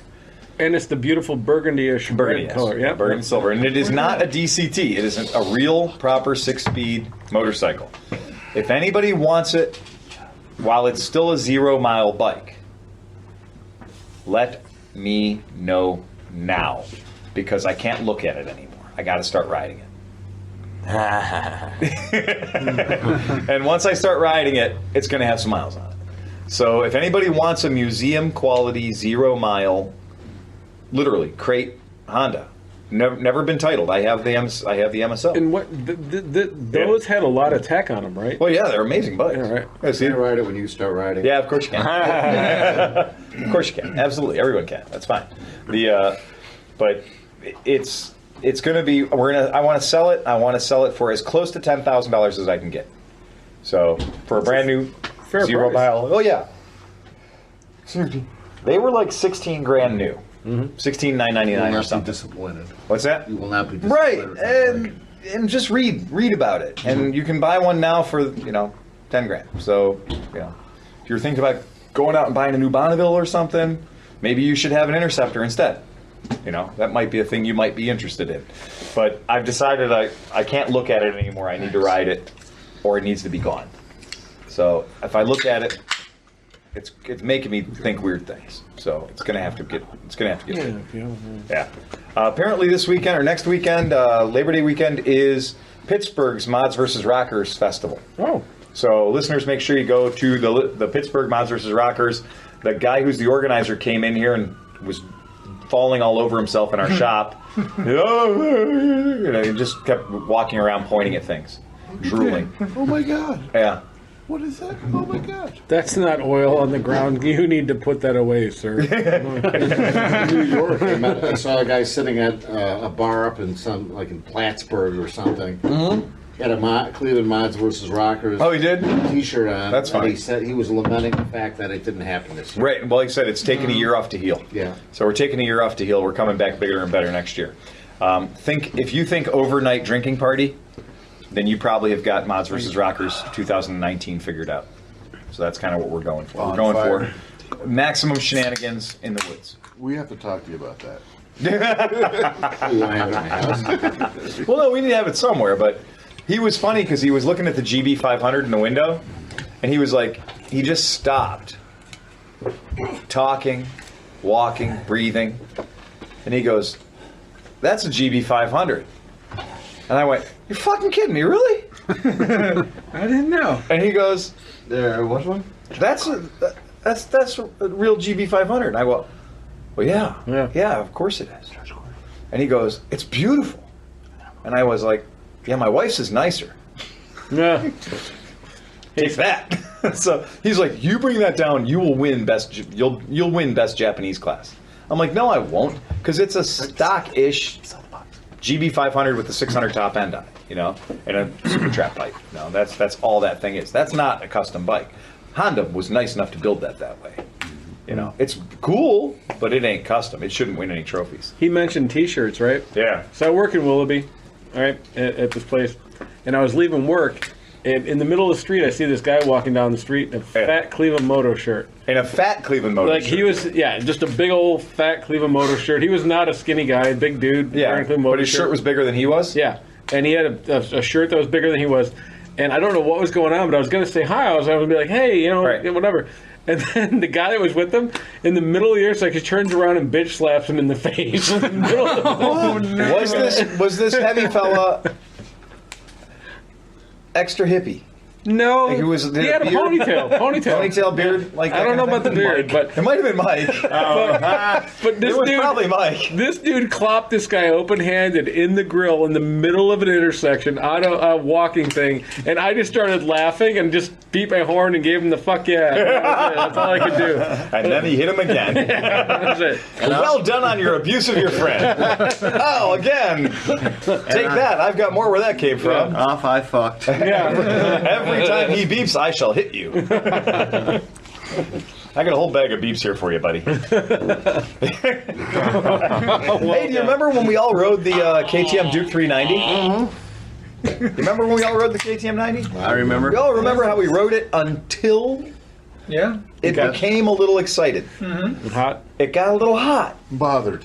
Yeah. Frothy. Do you know that if you have a thing and you're a manufacturer and you say that that didn't happen, that eventually enough people on the internet will prove you wrong? Yeah, apparently the internet has spoken, and KTM 390 Dukes do overheat. KTM's official position on the overheating of its KTM 390 Dukes is they're supposed to. That sounds like them. So they're pulling the I've tried that one a couple times, let me tell you. Especially on my wife. It's supposed to do that. That's the way it works. There's nothing wrong with it. KTM's You're doing something wrong. KTM's official corporate policy is we didn't fuck up.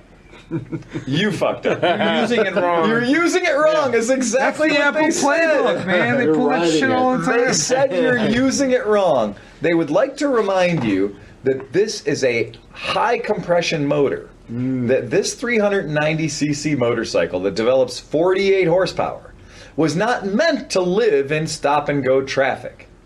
It was meant to be unleashed on a racetrack. It was meant to move along at high speed so its radiator could receive ample amounts of cooling. Yeah. And that riding it stop and go in traffic is contrary to the design of the vehicle. Yeah. Thank you, KTM, for trying desperately to put off the recall that I'm certain is going to happen. Because at some point you're going to have 19 or 20 of these bikes with warped heads, and you're going to have to admit that the bike you sold is not suitable for service in a reasonably commuting environment. That was like BMW. BMW is like, oh no. I stand by my review. They already had two major recalls on it when it just came out of the gate. Yeah. Were they heat related? Man, I forget what they were, but I know I had to pick a billion of those parts when I worked there. Okay, yeah. I'm like, why the fuck do I have like 5 of these on every order, like recall? When parts are falling off because of leprosy. Right. Well, the funny thing is the fanboys, so I tracked this a couple of days ago, I checked it out, and either there are such strong, I mean, you get fanboys with everything, like, I just paid $7,000 for this motorcycle, don't you tell me I'm dumb? Right. Yeah. I don't make mistakes. I want it to be perfect. It has to be perfect because I bought it. It must be perfect because I'm smart and I don't do dumb things. So, yeah. So, or KTM has hired a whole bunch of bots to just go out and be like, anytime somebody says, they troll the internet, and if you see the word KTM, Duke, and overheating, like, Plaid Vixen 486 jumps on and says, well, no, mine never does that because I ride it like it's meant to be ridden. It's a beast, and I take it out on the freeway and just crush it at 110 if it miles an hour. overheated, it's because you suck as a rider, not because of the bike. Exactly. Right, and right. Yeah. the responses are very much exactly like that. Yeah. So the responses are very much like, well, if you were better, your bike wouldn't overheat. Just get caught in traffic one day. Right. Yeah. Just like I'm coming home on 90 and I get stuck in traffic on the BMW. It's all the way up to like 7. They run at 5 bars. Right. All the time. Yeah. You're at 7 bars. Yeah. And it's not overheating, but if you're on that bike, you're screwed. That was Chris Smith. I just ignored him. I answered him. He was next. Well, he wants to be on. He wants to be live. Yeah. But we had a good topic going here. I don't know if I want to ruin that. So With snores. I remember the 2 recalls while I was there. Okay. One was the piston for the master cylinder for the front brake. Oh, okay. I mean, It overheated. it overheated. You're using it wrong. And the other one was an oil seal. And they were replacing them there. Like, Oh, they were. Oh, yeah. Okay, yeah. like all of a sudden, like every order would have like 50 of these things. Okay. Like, where the fuck are these going? Yeah. You know, and I check and it was a recall. But funny enough, like I follow a bunch of different like guys that left their lives and are lives, not wives, and are traveling around the world endlessly, right? Yep. And so these guys are reporting back from South America and stuff, and he's like, "Oh, I need a new back tire, and I found this shop in like wherever something South America." Yeah. He's like, they had 3 tires and 27 KTM top ends. Like that's like, literally what's in the shop. That's hilarious. Yeah. So like these, it's kind of a known thing, I guess, if you think about 27 it. KTM top ends. Yeah, they're a bit of a sacrificial item. Yeah. Yeah. Yeah. Oh, get him. Just go ahead. Yeah. I never went a day without Right. grabbing top ends. Yeah. Oh, yeah. I don't. For the life. I went to. So for that little bit of extra pep that you get out of it, you might as well just go with the CBR. Well, and Joe Hongosh, our friend, that we've all been friends with for years. Joe came in. His wife's taken a little break from riding for a number of years, having children and whatnot. She's getting back into riding, and Joe rides a Moto Guzzi, and she wanted to get a bike, and she's had 600s before. She's had other bikes before, and she came in, sat on everything, and she bought the black CB300. So she bought the black CB300F. Nice. Yeah. Good choice. Yeah. And it's funny because she came in, she sat on it, she looked at every bike in here, and she kept going back to that bike. And when she came in, she was like, "Joe, I'm not even going to look at a bike under 600 cc's." That's what she said. That's a fun little bike, though. It's a damn fun bike. Even us fat guys thought that. And it's a practical bike for like 90% of riding. Like a lot of people overestimate what they're going to ride and what they do. Right. And if you commute, if you go downtown, if you do things like that, that's the perfect bike for it. I mean, literally, it's a perfect bike. It is. Yeah. Yeah, and she's got no ass at all. I mean, she's not a big girl. She's a small person. So it looked like her sitting on it was like she should be the poster person on it. Like she should be poster babe for CBR 300. You can find a girl on 6, but she'll sell for 3. That's a keeper. Right. She came in wanting 6, and she saw what 3 looked like, and she said, "I can take 3. I'm good with 3." But it's the motion of the ride that matters. Yeah. Yes. Exactly. And it was cool because I kept showing her other stuff, and she was High revs. Yeah, she was looking at Merritt's old SV650, which is another good option if you're looking for a 6 or 650. And she was looking at that, and she was like, she goes, and she's sport bike curious. Like, she's been sport bike person. So when she saw the SV, she just jumped on it instantly. So she jumped on the SV, kind of made the vroom vroom sounds, then jumped off of it and jumped on the CB300F, and she made the vroom vroom sounds there. And she ended up being like, "I like the CB300F better." Did she test drive either of them? No, she didn't. She's been without an endorsement for a while. It's too long. So we're going to, what on earth? Yes, he's called all of us. Did he call you? He called me, twice. Oh, he's called me twice. Oh yeah, I got that too. Speaking of women and bikes, though. Yeah. So my wife, who is now a converted 2-wheel person on her little Metropolitan. Yeah. So for her our anniversary, I bought her Frog Togs because she drives every day in the rain, right? Right. So she discovered rain and the fact that front brakes aren't great when you're hitting puddles and stuff. No. But she didn't crash. Did she not crash? No, she Holy slid. shit. She slid and put her foot down and everything and used the thing and stuff. Was it on the Metropolitan? Oh, yeah. Oh, well, that's fine. Yeah, Come on. yeah. I've seen sex toys bigger than Metropolitan. The thing is, You could walk around with a Metropolitan dangling out of your ass and totally just be okay with it. she had her first big scooting lesson. I was so proud of her. And she was wearing her rain gear. And I drove my car that day, and she rode to work, and I felt like such an asshole. I was She chumped you. Yeah, she chumped me. Did she come back and be like, "How come you didn't tell me about the front brake in the rain thing?" Yeah, well, no, yeah. So it was your fault. Yeah, it was my fault. Yeah, that's it. How come you didn't tell me about the front brake on a wet grass thing? But she's still Damn, son of a bitch. so because she bought it here. Yeah. Now she's been every day. She's still a commuter. She's still riding it. She still loves it. In fact, I offered her my buddy, and she was like, "No, I like my little Metropolitan. You offered your wife your buddy. I did. How forward of you. How forward thinking of you. Quite the progressive. Yeah. I offered my wife my buddy. Who's your buddy? And she said, no, I'll take She said, I'm no. buddy. I'll take the Metropolitan bus and take anybody on it. No. So, talking about another motorcycle that's finally going into production. Oh boy. Yeah. What? There's going to be a new motorcycle out next year.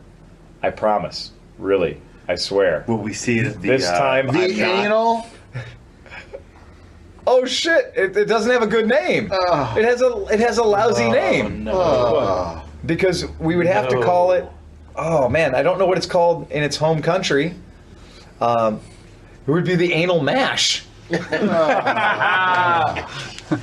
Because calling it the anal G400C sucks. Yeah. But yes, the Genuine Scooter Company Oh, they're doing it. are finally. Wow. I mean, there was a race between the Genuine Scooter Company G400C and the Piaggio Hybrid MP3. Those are like the two bikes that we've been hearing about for the longest period of time, yet neither one has managed to make it out of I've vaporware. checked that damn Genuine website so many times for that. It's never on there. Well, either it's been actually gone into production, or they've planted a good vaporware kind of story out there. okay. They planted a good story. BMW electric scooters is vaporware too. Exactly right. Yeah, the BMW electric scooter, which I've had 9 people in my shop tell me, "Well, I'm going to wait till that BMW electric scooter comes out, and I'm going to get one of those." And I'm like, "Okay, cool."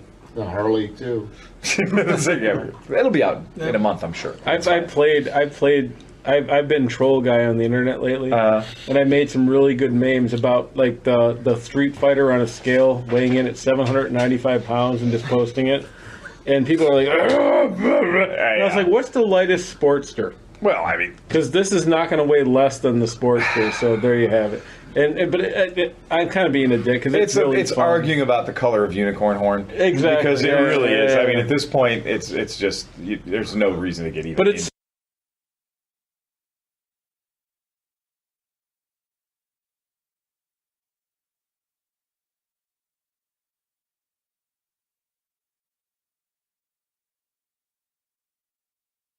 shopping. Emmy and I got to check it out at the Menor store, and it was a very nice.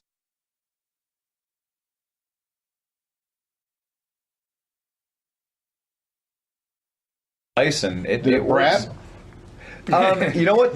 The bad thing about it is it had a really big, heavy stainless steel exhaust system, Corked up. and it was very corked up. And I tapped the side of the stainless steel exhaust system, because think about it, an exhaust system that's made out of stainless steel, well, that's kind of smart, right? You know, it's down where the road grime and shit is, and pretty smart to have a stainless steel exhaust system. I tapped it and I realized it was that kind of like Chine Indian metal that is like 304. it was like at least a quarter of an inch thick. Yeah. Yeah. 303 and a half. That'll rust. 303 and a half, right. It'll actually rust. 304, it's fine, yeah. But it felt like the exhaust probably weighed 48 pounds for a single. on a 400-pound bike. On a 400-pound bike, yeah, right. Yeah. So the exhaust felt, let's just say, overbuilt. Yeah. It's always good that there's room for improvement. That's what we're saying. I think there's a lot of room for improvement engineered into this motorcycle, as the marketing department would say. It's been tuned for the mid-range. But if it's as reliable as my new favorite motorcycle in the history of my owning motorcycles, the Buddy, right? It doesn't suck. But they don't come from the same factory, though. Oh, so the problem right. is the Genuine 400C is made by Shine Ray. I thought you were going to say Stella. Oh No. The Buddy's made by PGO. Stella's a very solid framed thing. The engine, we'll talk the about Buddy's later. PGO out of Taiwan, and it's earned its place in the world. Well, the Shine Ray has been sold in Europe and France, in Europe and England for many, many years now. Mm-hmm. And in fact, there are companies out there that just modify them, that just make them into, like, there's a whole range of dog names for like the MASH bike. There's like the Mastiff and the the Hellhound and the Boxer and the Doberman and the Chihuahua and whatever, and these are all just different versions of the same Chinese motorcycle. The Weimaraner. Well, they have some with knobby tires and they have some with wider knobby tires, and they all subscribe to the same thing of like give it a fake brown leather seat and put knobbies on it and call it Scrambler or whatever. But the Pekingese. Has anybody registered brownleatherseat.com? Brownleatherseat.com? Yeah. We should do that. Well, yeah. I bet you it's not what you think it is. You're probably right. Here's a funny thing to show you Rule how number long we've been 34 talking about exists. the G400C. I think I saw her in Florida last week, actually. If you do a Google image search on G400C, yes, the fourth hit is Cleveland Moto Podcast number 108. Are you shitting me? So we've been talking about this for 100 podcasts, and we're not reliable. So for 100 podcasts, we have been talking about this thing. And what's the date on that? It has to be It's at least 3 years ago. 2015, November 20th. 2015. Yeah. 400cc bikes, G400C, Ducati 62. Nobody can say Oh, and it was a fireside chat. It was my fireside chat. It was a driveway chat. Cracklecast. Yeah. Need another one of those. Yeah. Well, you know what? Yeah. Well, the season is going to be there. We're going to get. We have not yet entered pumpkin spice season. It's right around the corner. There's white girls trembling right And you're now. welcoming Luke. Oh, we welcome Luke. Yeah. Welcome Luke, Sparky Moto. Yeah, I remember that. For a podcast. minute, I was thinking we should have a swimming pool cast. In my Swimming pool cast? In my little swimming pool. Just in the bob back. around at beers and drink it. Oh yeah, That's not a bad that's a idea. good idea. Not a bad You can idea. do that. I don't think it's a bad idea. If we can get a 25-foot USB cable, Worst we can pool float party that thing ever. right there in the middle of it. Yeah. Clothing optional. Figure out a way. Yeah. There's so much meat in the pool. It's ridiculous. You've already seen that at Mid-Ohio. You gotta do that. You gotta do that right before you drain the pool. Yeah, and here's the thing. That's why I'm suggesting it. If you have the normal, like 2 or 3 inches before it overflows, you're going to have to drain that by 3 inches before everybody.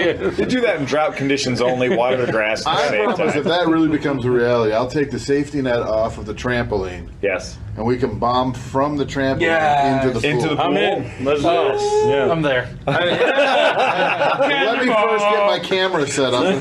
I've seen that on YouTube or any of those. Pete will be standing by for Two medical- force duct tape Support, for yeah. leg splints. Yeah. All the leg splints Can you have a handle. squad just Jumping park out on of the street outside tree, the house? out of the tree, on the trampoline. Out of the trampoline. Into Well, I the have pool. that second floor, like out the bathroom, and there's a little like porch Yeah. area. You can Double, go for it. double layout Sukahari.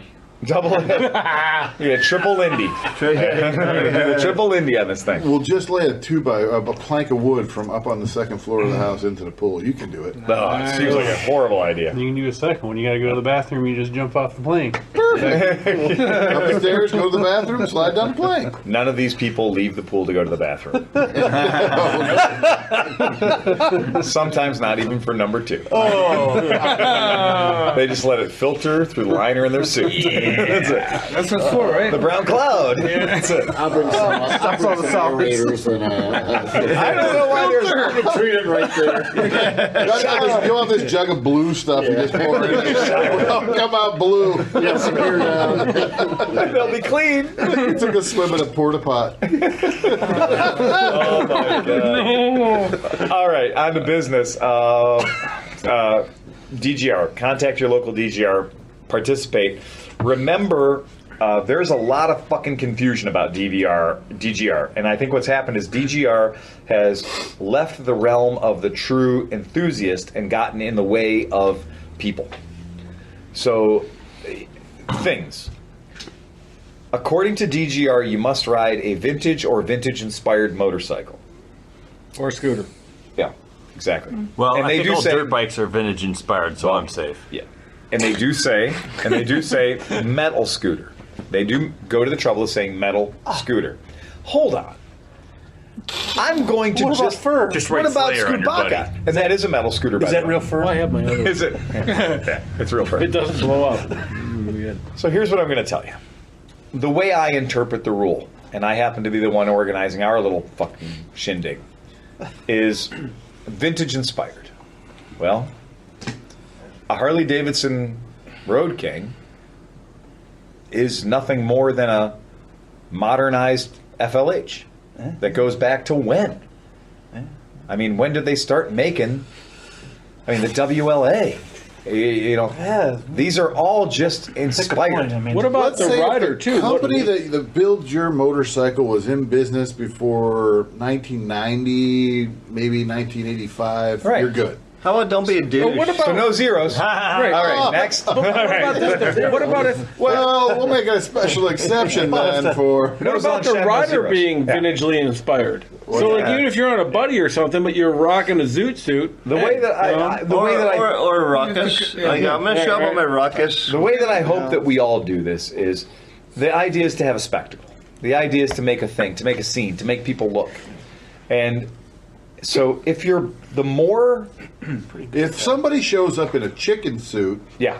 on a fucking crotch rocket, are they going to be told that they can't ride in the ride? Not if they have a mustache sticker on their chicken suit. I would have them lead the ride. Right. also, I want to here's get a a Peter tip. Griffin suit. Here's a tip for not pissing people off. So last week I was on a pretty good ride on Saturday. Yes. And there was a Harley group. Well, unbeknownst to us, we came up to an intersection. There Yeah. was a Harley group that ran blockers. Yeah. Okay, and the Harley group was like 27,000 people. It Right. was like 57 minutes long Right. of DOT approved headbands and the whole nine. Yeah. But the blocker group, instead of being like, "Hey, thanks for waiting for Right. us," just gave everybody the finger for Really? 25 minutes. Nice. Oh, it was great. Huh. And so they were being, all the rings. They had skull Yeah. rings everywhere, and you could see them glistening from the sun and Yeah. everything. But they all gave us the finger. Really? And so me and my buddy that were riding, we were like, 180 degrees to them, like Right. trying to go across. Yeah. And everybody was just getting disgusted by it. Sure. So Yeah.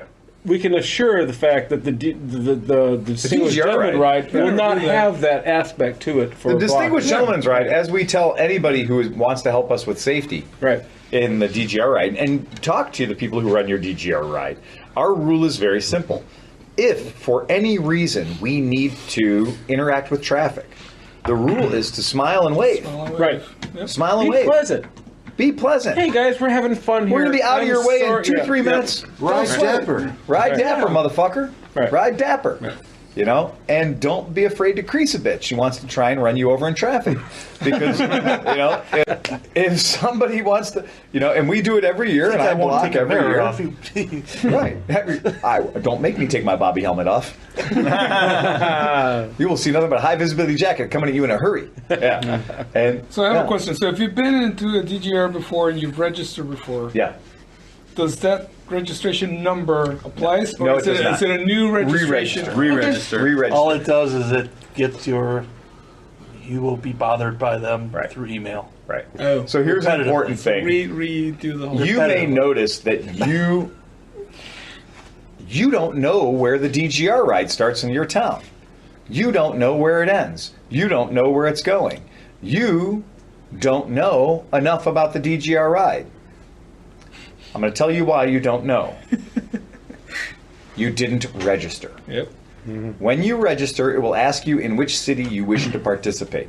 You will click on the name of the city, and if you don't have a city that's a city in which you want to participate, you can create a ride. Or you can join one that's already there. Very cool. Now, if you are waiting for somebody to put up on Facebook the ride location, the ride details, where it's meeting, where it's leaving, where it's going, or if you're waiting for that on Snapchat or Instagram or Grindr or wherever you hang out, it ain't gonna be there. It ain't gonna be there. Because one, DGR doesn't want it to be there. They don't want people who haven't taken the time to register showing up not knowing the rules. They want everybody participating in the event to at least have had the rules put in front of them so they could lie and say they read it. Okay? That's the rules. So, if you're waiting for somebody to hold your dick for you and walk you through the process, I'll go there, yeah. All hands went up. on Grindr. yeah, if you're We waiting can solve for this by all that, reaching over to the left. right. Just saying. Just saying. I got It's something. called the Dutch rudder. Get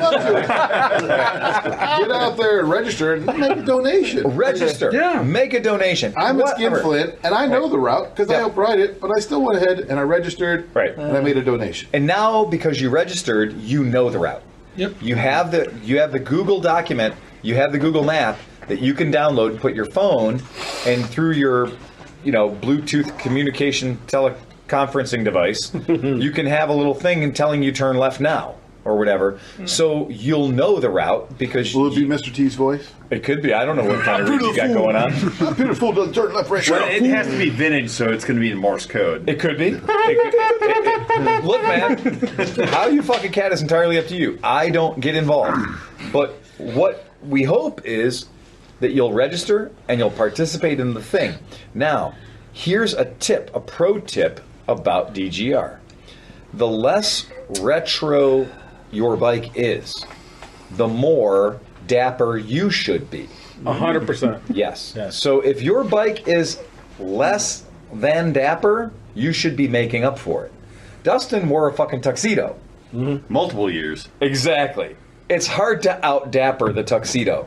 Tuxedo usually wins. Top hat, I'm pretty thinking good. like the baby blue ruffled shirt, something from like the 1970s. Yeah. The baby blue tuxedo, white belt, white shoes. Yeah, like the Dumb and Dumber, like the orange and blue suit. baby blue. If you go in the opposite direction and you actually wear like gold body paint and a thong, is that dapper?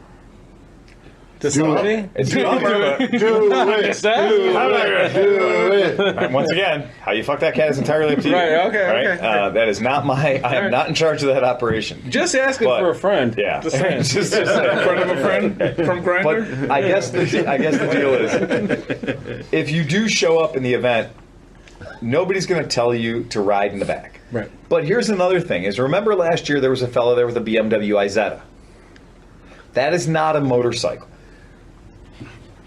I mean, in England, it's considered a motorcycle. No, this one had four wheels. Okay. This one has 4 wheels. It's cool as fuck, though. It is cool as fuck, but it did create a problem. Okay. Because he was moving at the speed of a BMW Isetta. Yeah. Which meant that all the ruckuses got us around him as fast as possible, right? I mean, the OEM ruckuses, the stock ruckuses were like, will this fucking guy get out of my way? Yeah.